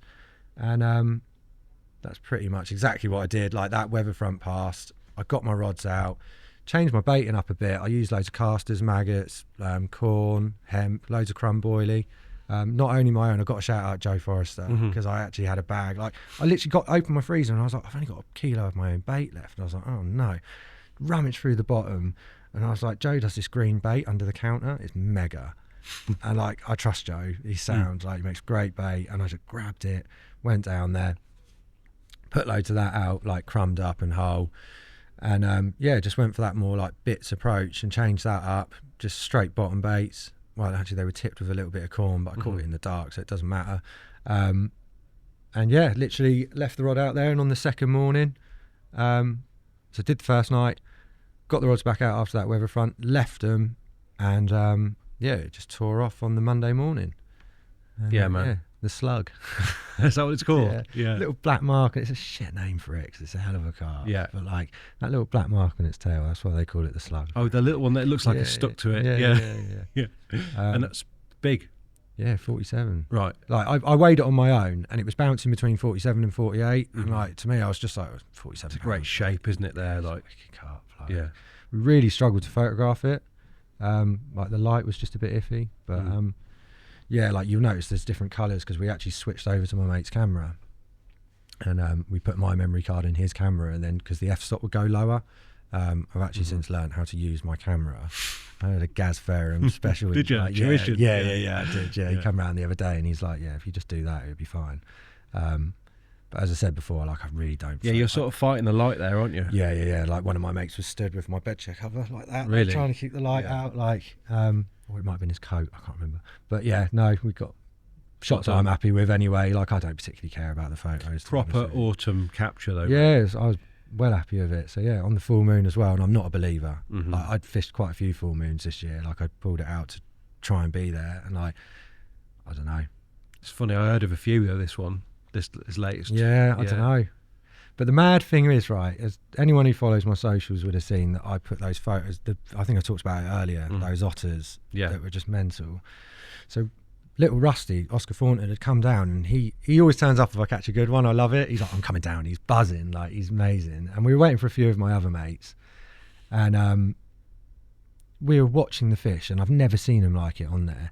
They were just jacuzziing up on that spot I'd caught the big one from, and like they were showing as well. And I was like, I'm gonna fucking get another one here. Like, this is gonna be mega. And yeah, we went and photographed the fish. We've come back, and like in that swim, the sun comes up and it just gets you right in the eyes. But like I've walked back into the swim, and I've like seen something on the spot, and Rusty was like, "Oh, they're still there." I was like, "No, that's an otter, mate." The otter's turned up on the spot. Like, and I said earlier about that lake, it takes like, it'll give you something and then take it off you promptly. Like, that's not, I can't even tell you the amount of things that happened like when I was fishing there. Like when I wrapped the rod back up in the dark after catching the big one, like, you know, the quick change clips on a leg clip, my braid went through it 3 times. Like I lost like a whole, like half my spool of braid. Like, just this mad stuff that seems to happen there. Like, it's insane. Like, I can't. I also had a really, really lucky one there. Like I mentioned earlier, when I was younger, I used to do the winters on there. I fell asleep one night on my petrol stove on, and I woke up feeling not very well, but there must have just not been a lot in the bottom of it. But like, yeah, it's a mental lake, mate. It's like, it's got a weird feel to it. Like, and it paid out in the end, though. Yeah, it did. Yeah, but was that on one of yours? The yeah, it's on a Pilgrim bottom bait. Was it what, a big one or a little one? 18. Oh, yeah, big one over the top. Yeah, of crumb, single 18. Wow. Yeah, bold. Yeah, just go for it. You just give them the option, don't you? Like, it's just easier to find. Like, I don't know. Fair. But yeah, and that's it, up to date, really. Absolutely, like, mate. Well, I think that's a good place to leave it. I'm sure we've missed stuff, mate, but it's been absolutely wonderful to sort of roll back through the years. Yeah, absolutely. Nick, thank you so much for making the journey up, mate. It's been a pleasure. Thank you very much. And hopefully it won't be too long before you get another one like that. Nice. I don't know if I ever will, but I'll have a go. Cheers, mate. Cheers.